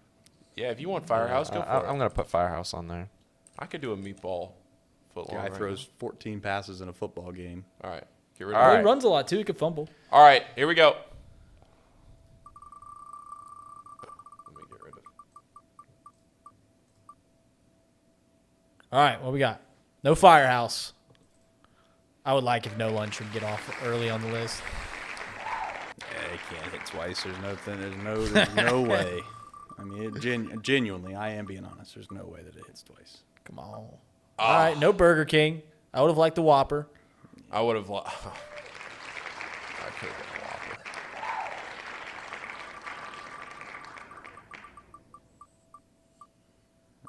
There goes the Subway. Okay, I like where we're at, guys. Do you? I do. We just gotta get rid of No Lunch. I'm not worried about that. You don't want to go to Jocko's. There you go. He's not worried about it. Oh. All right, we got a 33%. All right, I'm chance. still not worried. It's all right. He's not worried about it. Nah, he ain't worried about it. No big deal. No big deal at all. Oh, not big deal. 2 in a row? No big deal at all. Can we go 2 in a row? Paul, Can we go 2 in a row? Yeah, Paul. No Lunch. Keep it up, Paul. Can we go 2 in a row? Go ahead, The one it Paul. lands on. Go ahead, Paul. It'll be Rib City. It's always the opposite of whatever it starts on. Oh. There we go. All right, Rib City. We need Fried to figure okra. out a way to change that up because it's too easy to know what it's going to be when it gets down to the last 2. I don't know how we do that. You put gotta you make put better 4. software. You got to put 4 in there. Better Make software. better software. And then- Somebody's got to make a better software. website. I don't The know. wheel of names. You hit the button and it does what it does. It's like, I don't know. Somebody's got to come up with a better system. than I think it should be like fun to where it slows down and then like really speeds up really quickly and then just stops Throws you randomly off at your game a times. little bit. So It should drama. only, I know what it should do. It should only be 2 choices, but it's like little pieces. So it's like 16. Yeah. And they just alternate. That would be great. Guys, this was fun. It's been fun. That's fun. Can't wait to do it Chad, again. we appreciate you always Yeah. tuning in, hanging around. We got some loyal folks that stick around. Absolutely. Hopefully we entertain you from time to time. Most of the time we probably don't, but you stick with us anyway. So can I tease what we're going to try to do Friday? See if Do we it. Tease it? Do I know what we're doing? Fan fight? Yeah, if we can find the right people. So Last what time we're I gonna- tried to do that, we had some bozo from Tennessee that didn't talk. Just like, I mean, golly, don't even get me on Tennessee. I am so sick and tired of hearing about Tennessee. They've done nothing. We don't they have literally have won 1 football game. Oh, we're out That's of worth time. the shit. The thing we're going to try and do on Fridays, we're going to try and do box court maybe once a week, maybe once every 2 weeks. We'll see. But on every Friday, we're going to pin 2 fan bases against each other on this show, and we'll moderate. So this week, we're going to try and get a Bengals fan and a Pittsburgh Steelers fan and have them debate a little bit on the box lunch here. So that's the little teaser. Hopefully we get that through. Guys, thank you for watching. This has been Box Lunch. It's been a pleasure.